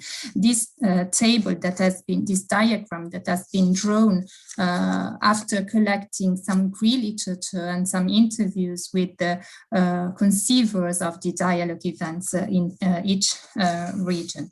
And after that, an empirical phase was devoted to collect some empirical material on the field, so to check in which terms, under which condition the outcomes were reached or not. And to collect its data, I used the two main research methods that are an online survey that was administered to the participants of the events. In some cases, it was also printed and administered in presence, where at least at the first round of events. And then I realized this participant observation. I was at the event and I could register in a way what was happening there with the aim of assessing the impact of the dialogue events. And I may recall that the output of this evaluation is a report that is available on the website of the project. So have a look at it if you want to go more into details. Today, I will only share some few information about this evaluation. So a first point is this visual representation of the dialogue events in each region. So the fact that we adopted a common frame was also meant to promote a kind of common aims that were shared by all partners, notwithstanding the fact that the events were organized separately in each region and were taking place in each region. And so, of course, the aims were the same. And for the second round of the event held in 2020, they were online because of course, the corona crisis and the pandemic situation. And the philosophy was the same, but of course, the tools that were mobilized and the challenges that were faced by the organizers and by the participants were specific. So I will just present some results from the survey that was administered to the participants. The number, first of all, let's say that the total number of attendance of all the dialogue events was 196, so quite a big number, and many have answered to the survey. That is around 72%, so it's quite interesting to have collected the answers of more than 150 participants. Most of the respondents to the survey were members of the public, but the surveys were also administered to refugees. And it's interesting to say that they've mainly identified themselves as among the organizers and not among the public, nor among the category of refugee that was present in the survey. And this is important also on the reflection of what these dialogue events were. That's let's say, to highlight the fact that refugee identifies as those who were there to narrate their life history and to share them with the local population. And that's why they identified themselves as organizer and not necessarily as among the whole group of participants of the event. As for the profiles of people that were part of the public, there were diverse profiles with a slight predominance in people who had social or training jobs, pensioners also from this social and education domain, aged over 41, and gender was quite balanced in each event. And all were a member of the local population. So this was an objective that was reached because people living in the area were involved. Most of the participants were already familiar to intercultural events, and many of them also knew at least some among the participants. So this tells us, of course, something important about this kind of events, that participants also are kind of familiar to these events and are also have also already developed previous knowledge about migration issues. And we also asked whether this knowledge has changed after the dialogue events. And the answer was, in many cases, no, because they were already aware of some issues, but maybe they could deepen some of these issues. And many participants also had acquaintances among refugees themselves and positive opinion about refugee migration issues and about cultural diversity in general, that is considered as an opportunity of establishing exchanges, reciprocal enrichment, and in an environment that politically should foster the intercultural dialogue. On the dialogue events themselves, the participants share their opinion, has and stated that it was an effective occasion to dialogue with refugees, but defined them as a kind of good start, because the dialogue events and these kind of events, of intercultural events, are considered important to create opportunity of exchanges, but not as the end of the process, of course, of dialogue with refugee. Some were, let's say, expressed their opinion about the efficiency of the dialogue event to create dialogue, as it was a partial success, because some events were considered as not reaching a broad public, and also because sometimes the dialogue has to be fostered and does not happen in a way naturally.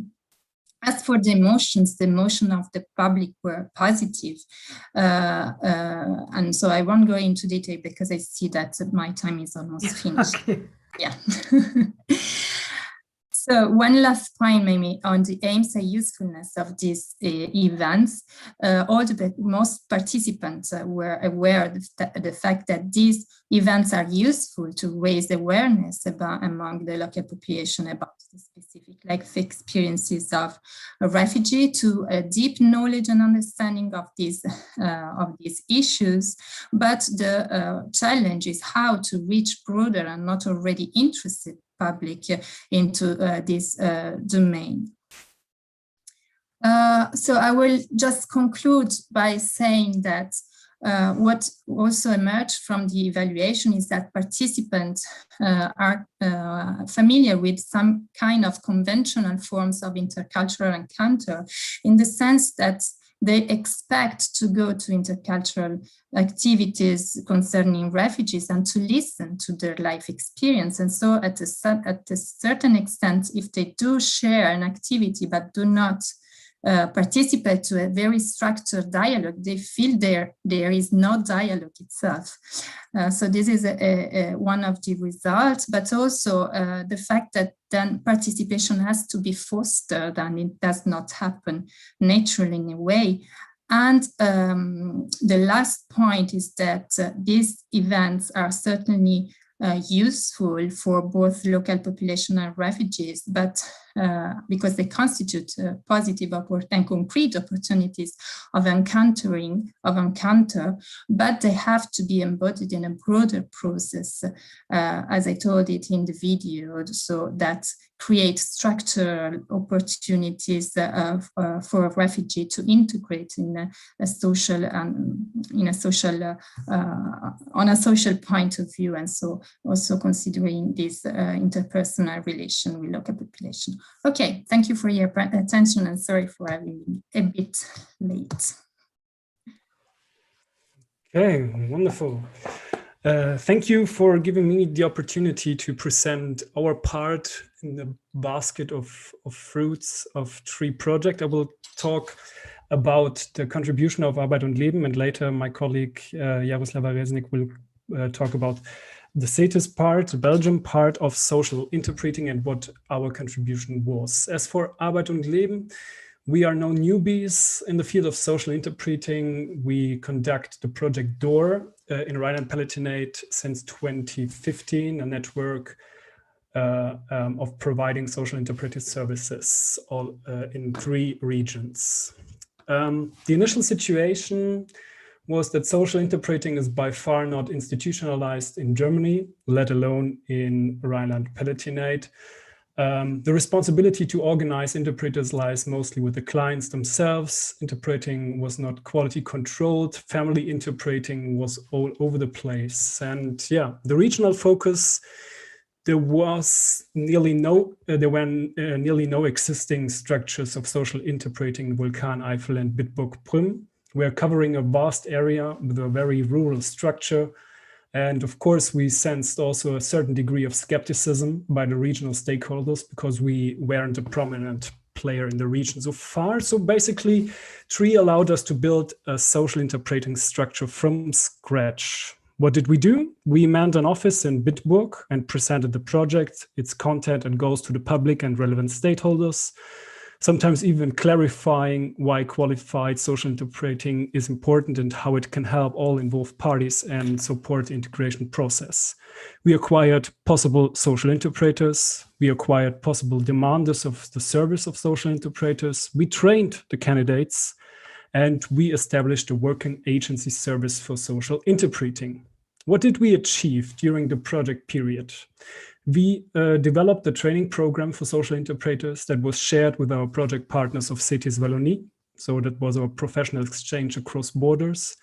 We conducted a training of 67 persons and putting them into action and allowing them to participate in exchanges with experts from the field.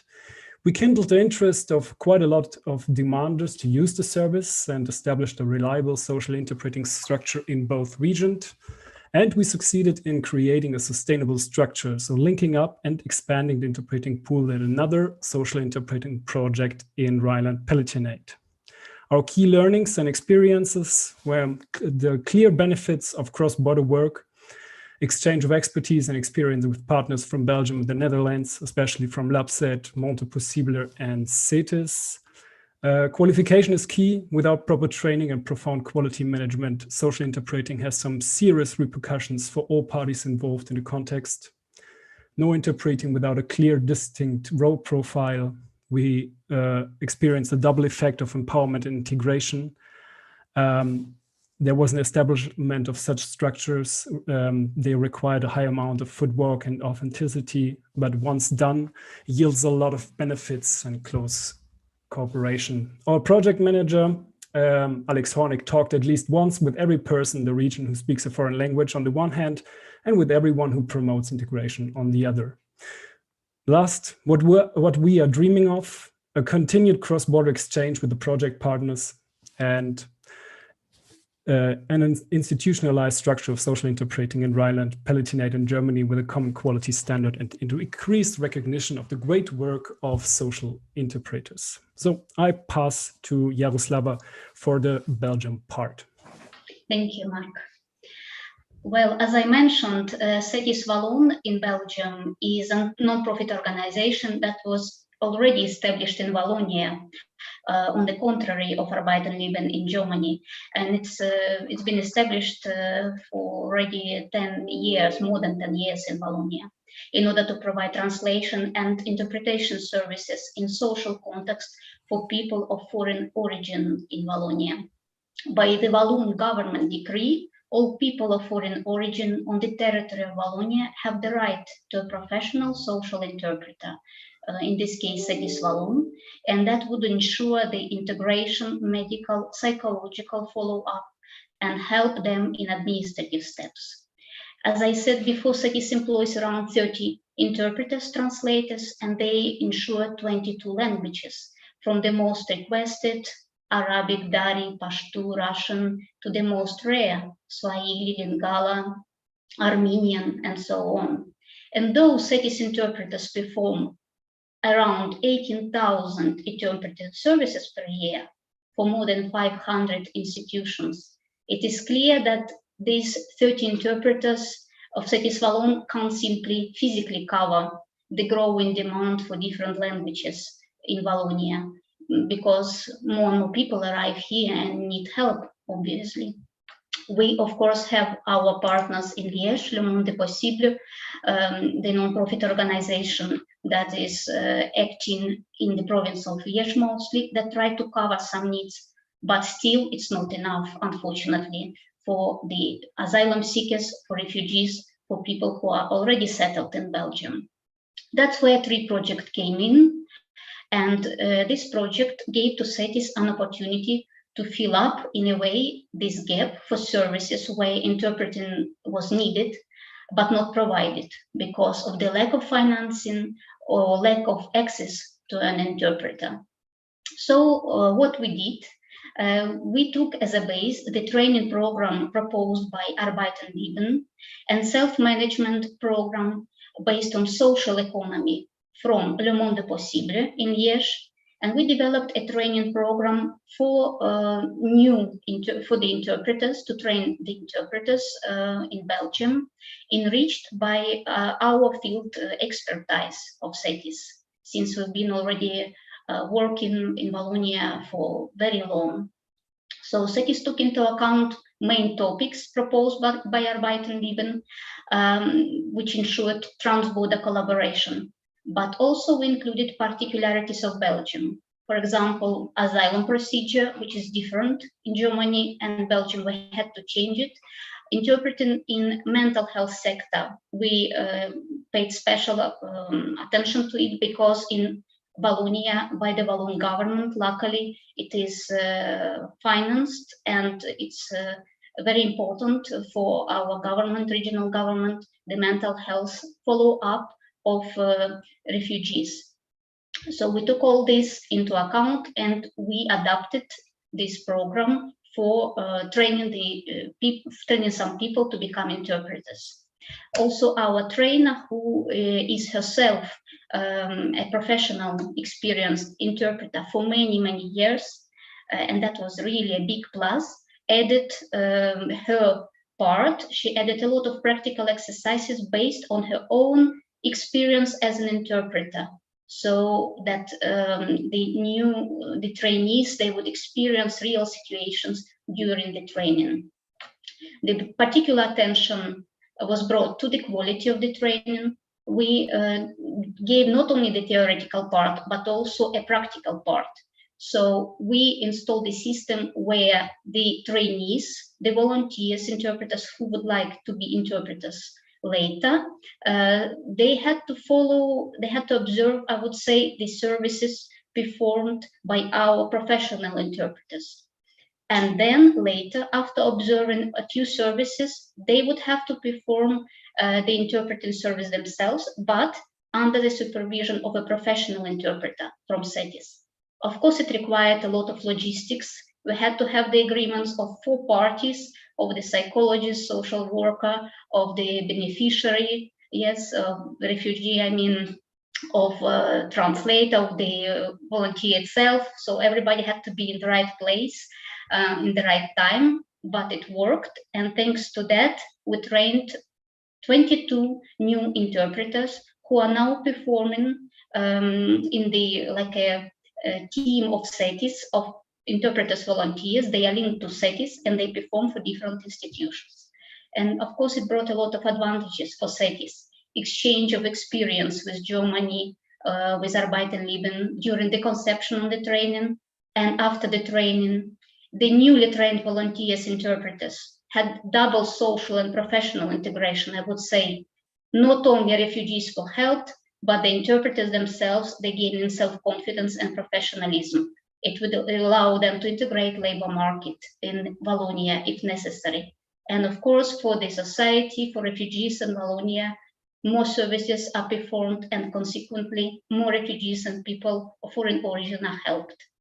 So I think our partner, Arbeitenleben, I think Le Monde Possible, and all the partners that contributed to the success of this work package 4. And I think it was a success for all the project. Thank you. Okay, thank you, Jaroslava, Marc, and Elsa, and Chantal. There was there was a question from world makers about social interpreting. I wonder if it's now clear, because they really get a very good presentation what social interpreting means, how important it is, and how it is more professionalized now in the Eifel region and in cities. I just want to check if there are other questions to one of the presentations of the partners, Teresa and Karin. Yeah, but there is no question, Mishti. No question. No question. No question. Yeah, perhaps we are with so many people and giving so a lot of information that there are no questions left, I don't need to get questions because of the questions, because we're really very late in our time. I just would suggest that we continue now, and for that we will have a second question poll, and I will pass the word to my colleague Christian Strauch, who will introduce it.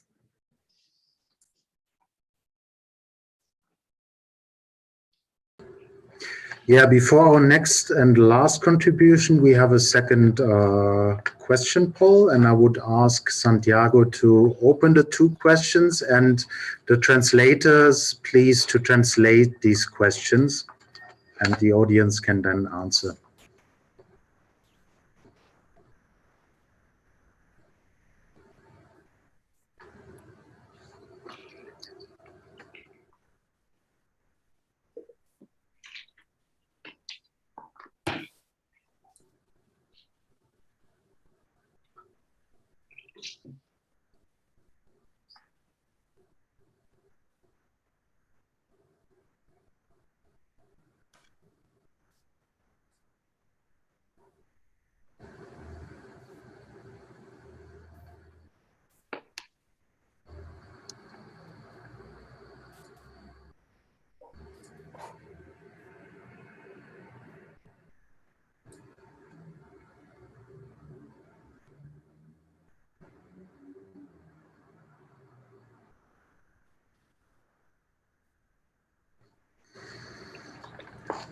Okay, Santiago, I think we could stop the poll. Yes, so it's correct that in 2020, approximately 80 million people fled from their home countries, which is basically the population of Germany.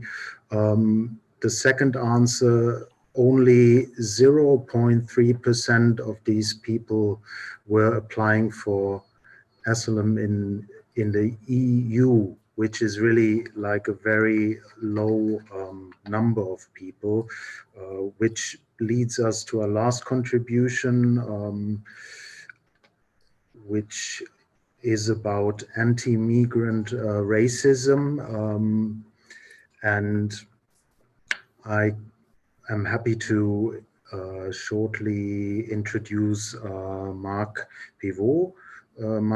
Michael Privot is director of ENAR, so that's the or European Network for Anti-Racism. He's an international expert on radicalization within Muslim communities, and he published extensively on this topic. And I now pass the word to Michael. Thank you. Yeah, thank you very much, Christian, and thanks for everybody for inviting me. I guess I can share my screen to be my proper presentation. Yeah, so here we are. So you can see my presentation, yeah? Yeah, but we don't see it in full mode. Here we go. And we see your comments. Yeah. Is it okay? No, it's okay. Okay, perfect. So again, I will try to stick to the 20 minutes or less that I do have for that exercise, as we are a little bit of delayed. So first, I would really like to thank your team, Christian and Mechtil, for inviting me to be in a way the last speaker of this extremely interesting session. And I would like also to thank my colleagues from seinem, Marco and Elsa, for having kindly recommended me for that challenge. So I know I have also a great number of friends around the table today. So I really salute everybody in this. So indeed, the TREE project has been really great, and I think that you've been delivering as an external, an impressive element, an impressive quantity of work with this portfolio of skills and knowledge for social interpreters, for liners, and so forth, in the area of integration. Really, I've had the opportunity to walk through your different outputs, and I think that this has really brought a much needed support for those that are working in this difficult area. So. For the key points for today, I will quickly introduce Inar and then move to some points that might be of relevance for today, because when discussing with Mechthild the preparation of this session, we were thinking that it would be interesting to bring the perspective of Inar as an anti-racist organization working at European level. What could also, what could be an anti-racist perspective on the work that you've been developing along those years. And to get there, we would like to present a few elements and figures that come from what we call a migrant survey, which was actually more a refugee survey, because it brings some perspective on how they have or they are facing racism in some of the societies in Europe, and that could bring some interesting perspective on how then you can move forward with what you've been developing, and specifically how the frontliners can really take ownership and bring maybe an anti-racist perspective in their work afterwards. So as Inar, we are an anti-racist network. We were founded like more than 20 years ago to bring the voices of the victims of racism, and also the organization that work with them to the European level with the view to change the legislation, what you've been doing quite successfully ever since. And even more importantly, last year with the EU Action Plan Against Racism that was designed by the Commission, that was vastly inspired by the work that we've been doing throughout all those years. For now, we have about 180 members across the EU and in a few more countries in the UK, Norway, Turkey, etc. And we do to ensure that our advocacy is of quality. We of course do research on our own, and we of course are working with a network of researchers, and probably some of you have been working for us at some point. This is very likely, at least I know for some. And we try also to build the capacities of organization to better deliver, and of course also influence the agenda at their national or local or regional level. So in terms of, I would encourage you to go on our website. I will leave the PowerPoint presentation so that you have direct access with hyperlinks to some of the publications that I will quote in that report. But of course, what I would like to focus a little bit more on today, because I guess it's directly relevant to the work that you've been doing, like looking from the refugee and migrant perspective, how they do perceive their pathway into European societies. And so this survey was published in 2017, and it was quite a hit at the moment it was released, because it was quite an innovative endeavor in a number of ways. So we wanted to have to gather and to get an understanding of the perception of people that were less than 5 years or maximum 5 years in Europe, and more precisely the refugees and migrants. So we were still in the direct aftermath of the large influx of migrants from Syria, in particular in Germany and in other countries. And we focused on 5 countries: Germany, Greece, Hungary, Italy, and Sweden, where there were, of course, lots of conversation and an important number of migrants and refugees that were accepted, or I wouldn't say welcome, but at least accepted on the territory. And to do this, we used we used a survey that was translated in a number of languages that you can see here. And we tried to run it through Facebook in particular, because it was quite common for the generation of not the younger, but the migrants 25 above, that they were relying on Facebook. And so we've been trying to disseminate it through that channel, and also relying on our network network of member organizations in Germany and in the other countries where we were running the survey, so that when they were providing support to migrants and refugees, that they could encourage them to fill in the survey so that we could collect as much data as possible. We had an impressive return. I think that total we had more than 10,000 people starting to fill in the survey, more than 7,000 filling the survey completely, but those that we were really looking for, these are those that are maximum 5 years. We had 5,000 plus eligible answers, and that was taking about 20-25 minutes to fill in the survey, so that was not a small effort for those who dared to do it. So in terms of respondents, these are the headlines in that sense. So the big figures, if I can say, where we had some important clusters, like the use of Arabic language was quite important, mostly men, as could be expected. The age range that was the most important respondent was a 25-34. Muslim region was indeed the most important one among the poll.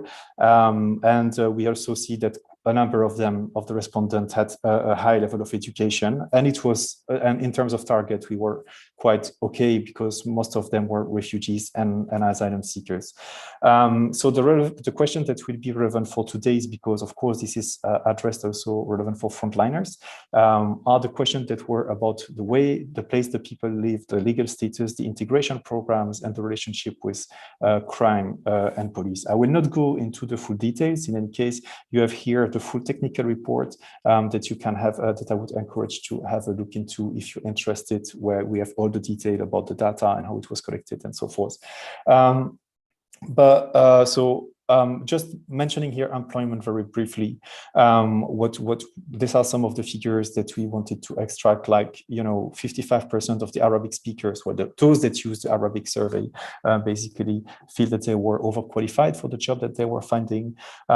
People in Greece were considering that their legal status was really an impediment to find a job that would match their qualification. And people with a Somali background was to a very high level, nearly 70%, considering that they were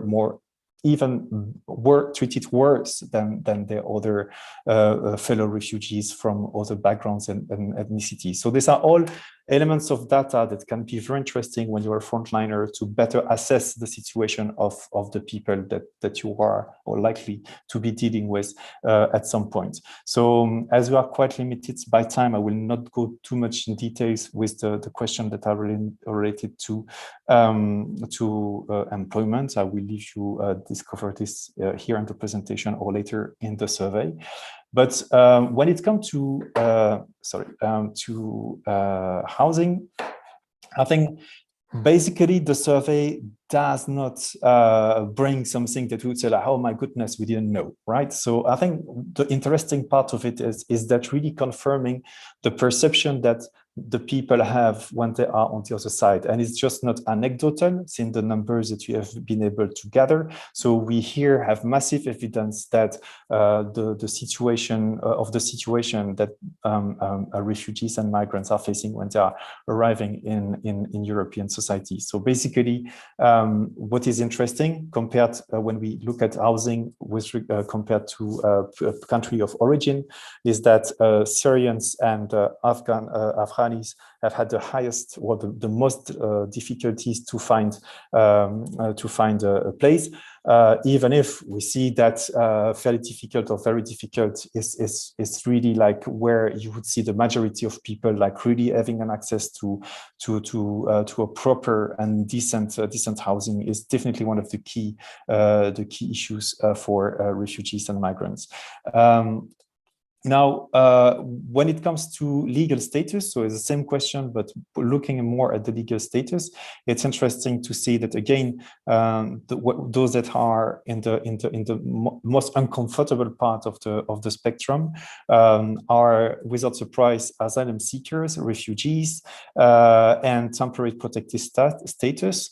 But of course, you can say that no group is really saying like, hey, well, that's super cool. We have a very good access to housing. So actually it tells a lot about the situation on the housing market, and also the need for strong support from the authorities, but also the frontliners, the people that are supporting people to access to housing, that there is really a massive investment needed in that area. When it comes to a little bit of things also that are into more detail, the life satisfaction is very low for all respondents. And this is very much then for those that are living in Greece, that by far Greece was followed closely by Hungary and one of the worst places to live in. But also in a more general term, so not only in Greece, Black Africans and undocumented people and asylum seekers were those that have the poorest life satisfaction overall. And interestingly, and then because we are also with a number of German friends, it's interesting to see also that close to then 40% of people living in Sweden and Germany, so the countries were very close in terms of course, do not feel close to the people of the area that they live in. So that's also quite an indication that a lot of things need to be done in that area, and in liaising with people with regard to neighborhood integration programs.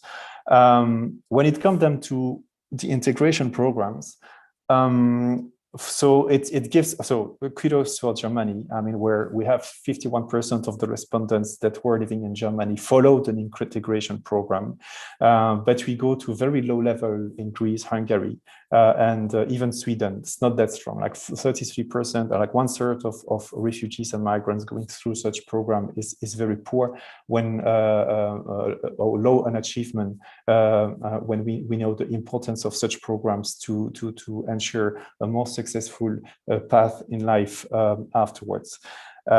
But when we go still into beyond the integration programs to the area that are really important for refugees and migrants, we see that, of course, we were mentioning getting a job, accommodation and housing, but also immigration administration is really one of the key issues where they face the most of the difficulties. I will set apart when people have to ponder what is, of course, the most difficult part in their life.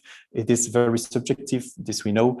So we see that missing friends and family is definitely the highest score for them, and this is definitely understandable. But for all the other topics, we see that immigration administration is still a very, very high impact, and therefore, again, for frontliners, for the social translators and social interpreters, sorry, it means that on this one, where racism is also shaping, it's really important to have this in mind in your interactions with people. So I will skip on that one for the sake of disaggregated by legal status. Importantly, also on crime and police, it's like people do not report crime against them if they've been victim of a crime. 8% of the people are not reporting this in Germany, and the rate rises up to 23% in Hungary, which is still very high. And for a country like Germany, where you still have a very good support mechanism and stuff like this, it's still a concern that a number of people don't report when they are victims.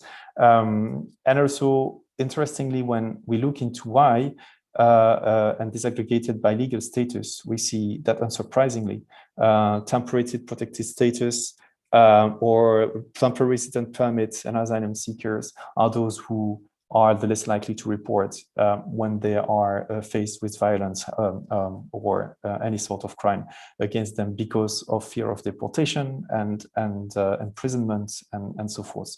So what does it tell us then when it comes to the recommendation that we could provide from an anti-racist perspective on the work that you've been doing and things that might be further embedded in the beautiful work that you've been realizing over those years? So I think that we've seen the insistence and the importance of intercultural competencies that you have been embedded in the curriculum that you've been designing. But maybe it would be also very important to start training ourselves as frontliners about the realities of racism, and not just, oh yeah, we know racism is bad. Okay, I'm really like getting to the, but really we've seen over the years that our understanding of racism is really deepening.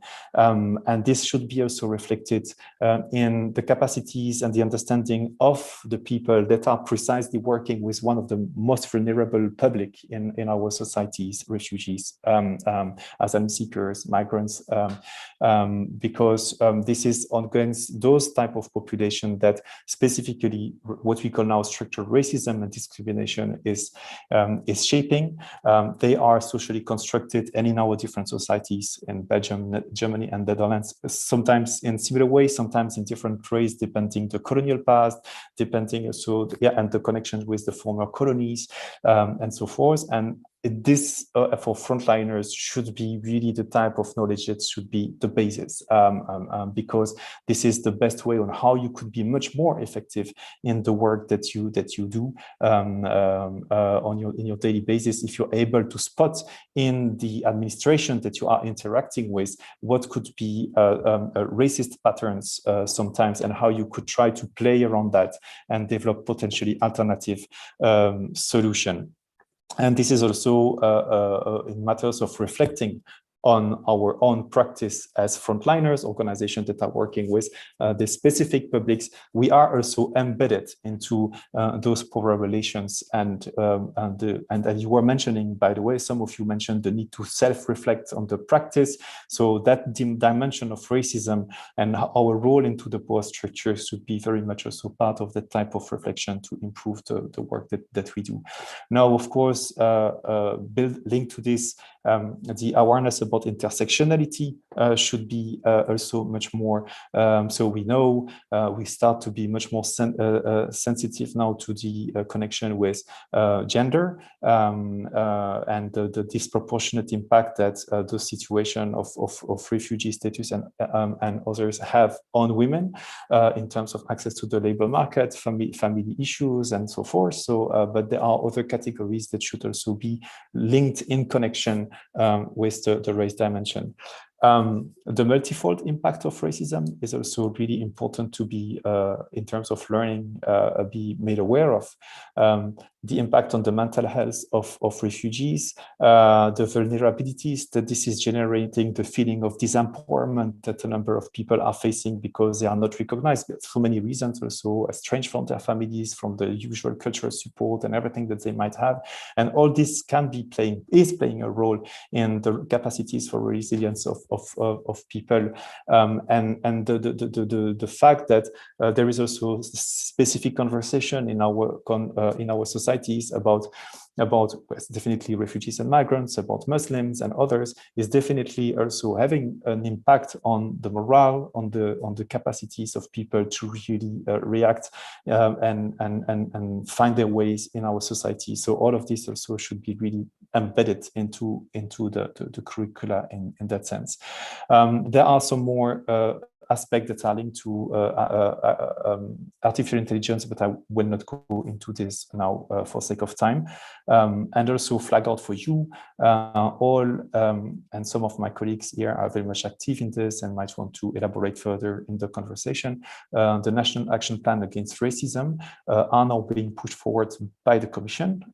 In Belgium, there is a coalition working on this. In the Netherlands, the work is starting again on this issue. In Germany, there is a national action plan, but unfortunately a bit toothless. So there is still scope for improvement, and that's definitely a great place now that the Commission will start monitoring the implementation of the National Action Plan Against Racism to have embedded the issues that you are working on in direct contact with refugees and migrants. In terms of recommendation, and I will try to be fast on this too.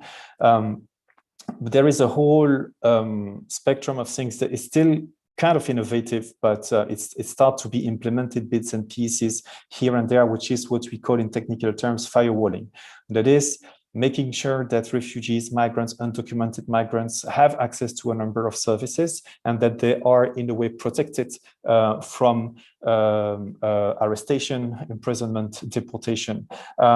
So that requires from organizations that you are working with and you're working for, and specifically for frontliner, for social interpreters, really that awareness of how to develop mechanism or to negotiate mechanism also with a number of institutions. It can be administration, it can be hospitals, it can be schools, to ensure that some access to basic rights can be ensured, and that there is no risk for the people to be caught by the police and the authorities and be deported. As we've seen, this is one of the major fears when it comes to reporting by refugees, for example, when it comes to the violence that they can be facing.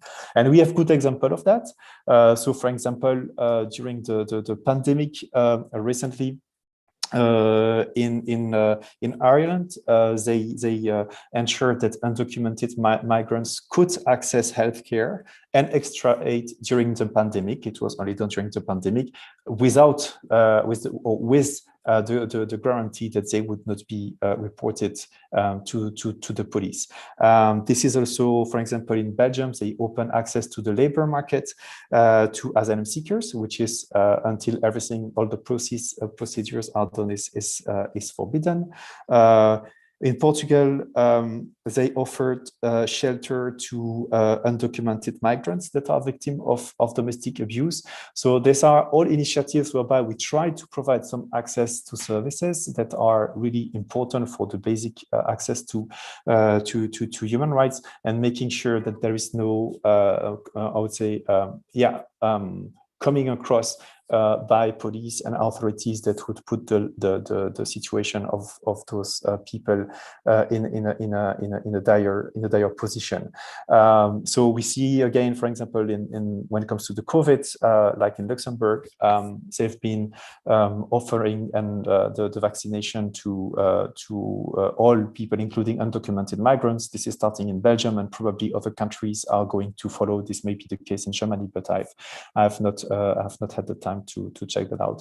So this is basically whereby we try to have those kind of safe space in the practice, but that requires a lot, and that is also for you organization, I mean, that are working on the ground, or you can engage starting from the local police station up to in the administration at the state level, at the federal level, to try to show the benefits of firewalling to ensure that there is no conflation with the migration policies and the police control of migration, because first we need that people have access to education, that people that are here have access to work, that they have access to health, so that they can ensure their living here despite their legal status.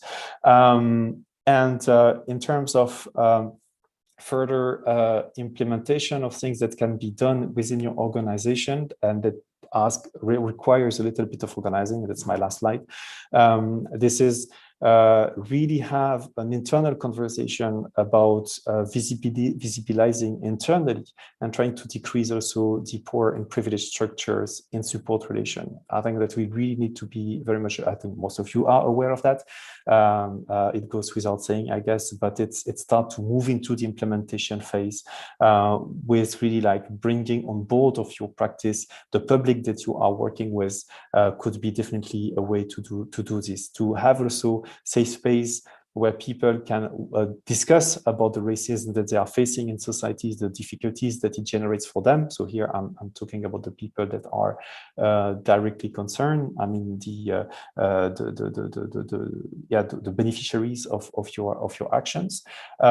It could be very interesting, even if it's a long shot, to develop a joint advocacy between your teams, your workers, and the refugees together, or your beneficiaries. I mean, often, as I see the situation in Belgium, I mean, it's advocacy is left to umbrella federations and so forth. But as organization on the ground, there is nothing wrong in doing your own advocacy, starting from your local city council and up, to really bring the voice of your workers, of the reality that you see on the ground, and also of your beneficiaries, and including the beneficiaries into the advocacy. There is no better voice than the voice of the people themselves to explain to decision maker also what is their situation. But it's not only towards decision makers, this is also towards administrations, because yeah, we all know that sometimes a decision can be good on paper. When one is implemented through an administration, it can become extremely problematic. And here again, you have the what we call the structured racism and other forms of structural discrimination that can take place. And you have the opportunity to bring people and yourself to find together with the administration alternative processes that could be then brought upward for decision and change. What could be also interesting is to support the self-organizing of your beneficiaries, of your target public. And as INA, we have developed a toolkit, for example, whereby we supported refugee students to themselves advocate to have access to higher education with their own diplomas and everything. So that's something that could be interesting on other issues, but this is just a model of what can be.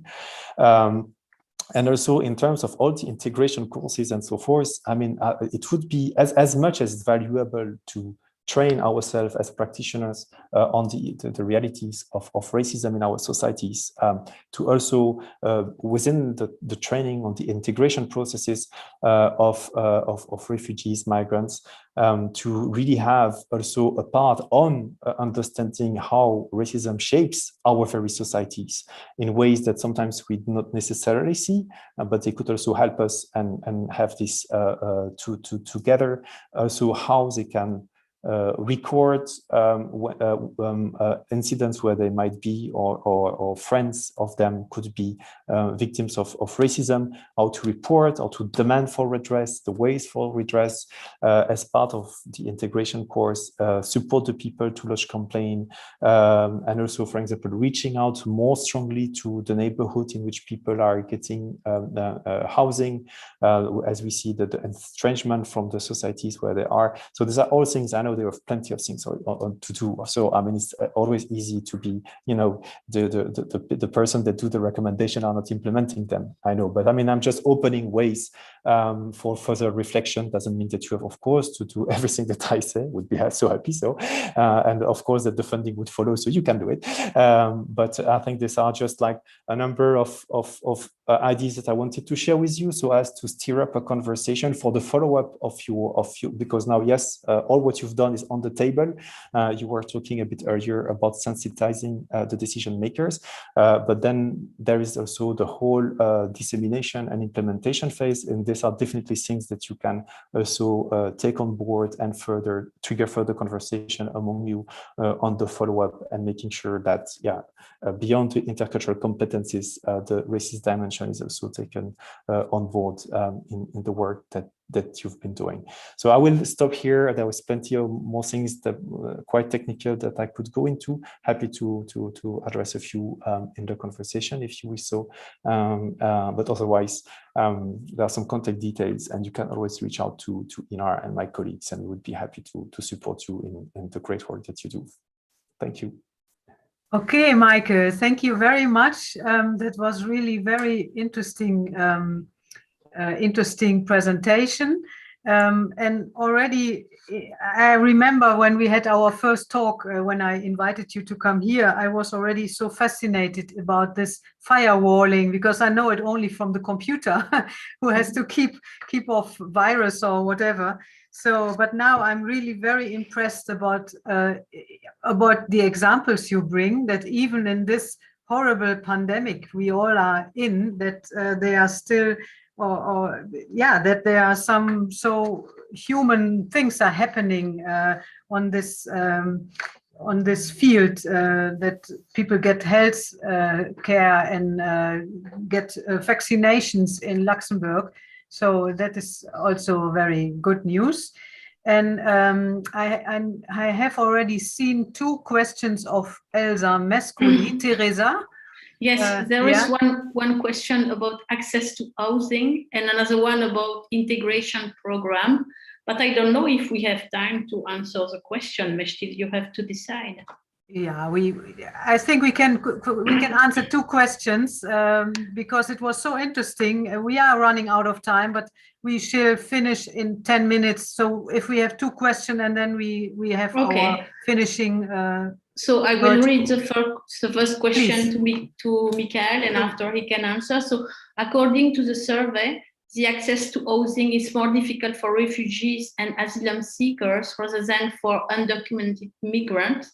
Do you have additional information to explain this?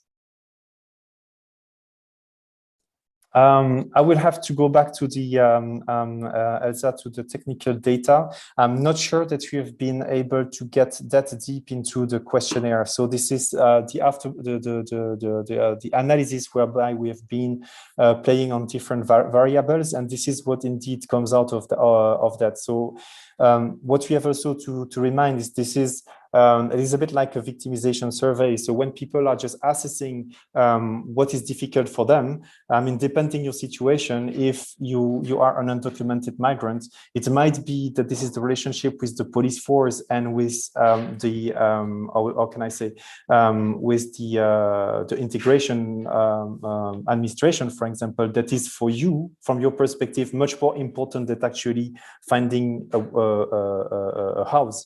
But doesn't mean that finding a house in absolute term would be easier for you than it is for someone with another status. So that's also where, as it is based on the perception of people and how they rank their difficulties.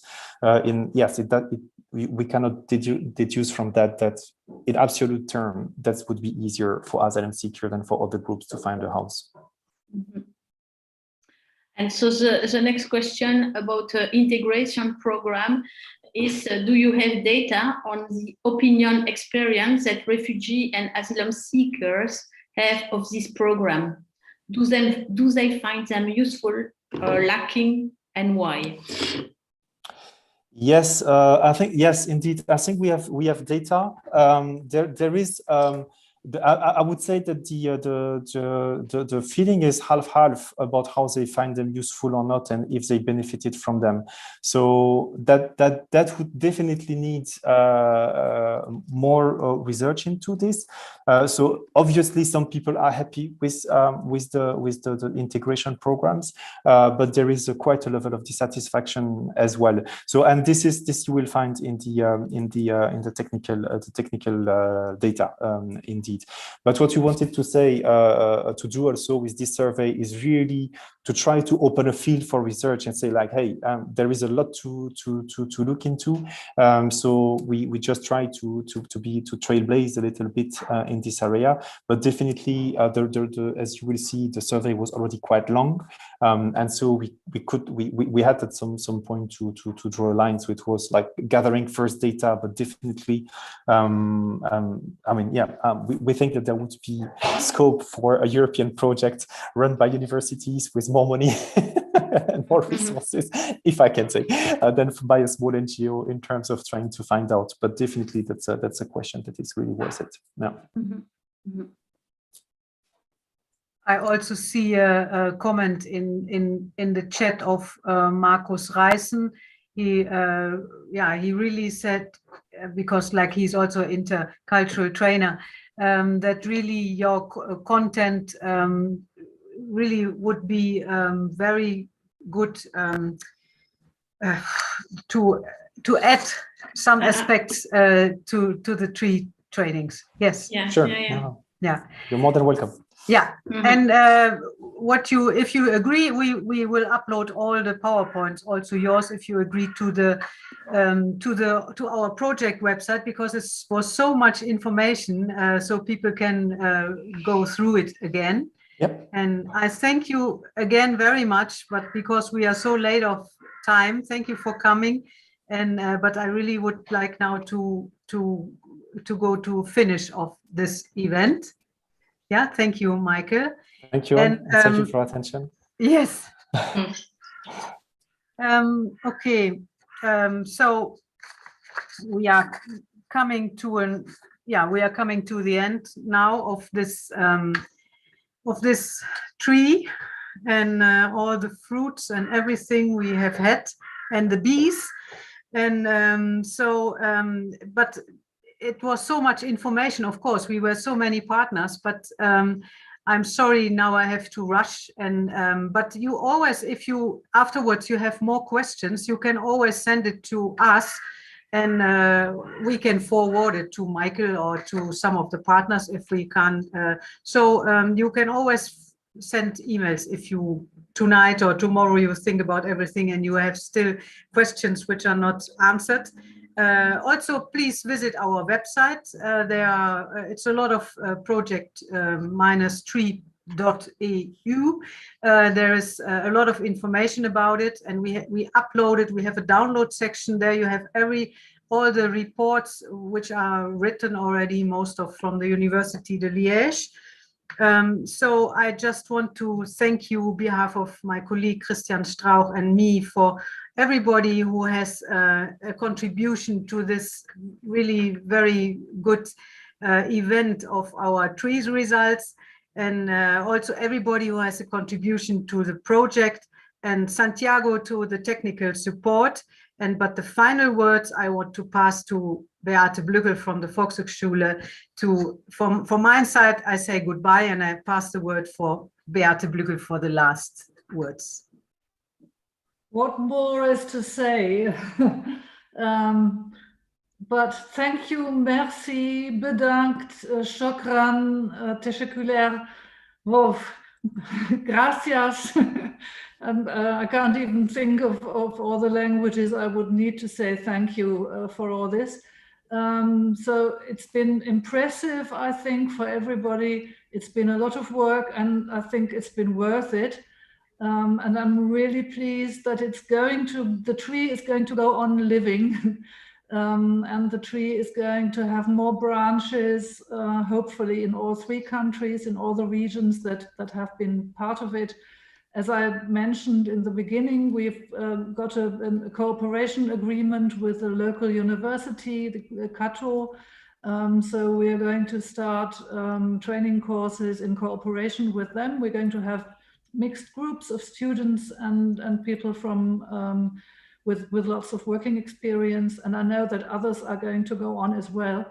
And I hope that TREE is going to live for a long time, and that we are maybe going to work together again, because it's always good to know that there are partners who you can rely on and who you can come back to. And I'm sure that this cooperation has proved that it's strong, and that it will be able to go on in the future. If we find another idea, another project, I'm sure we all have the addresses and the contacts to get back to each other, inshallah. So yeah, thank you very much, and hope to see you sometime, maybe even in person. Thanks, okay. Yeah. Thank you.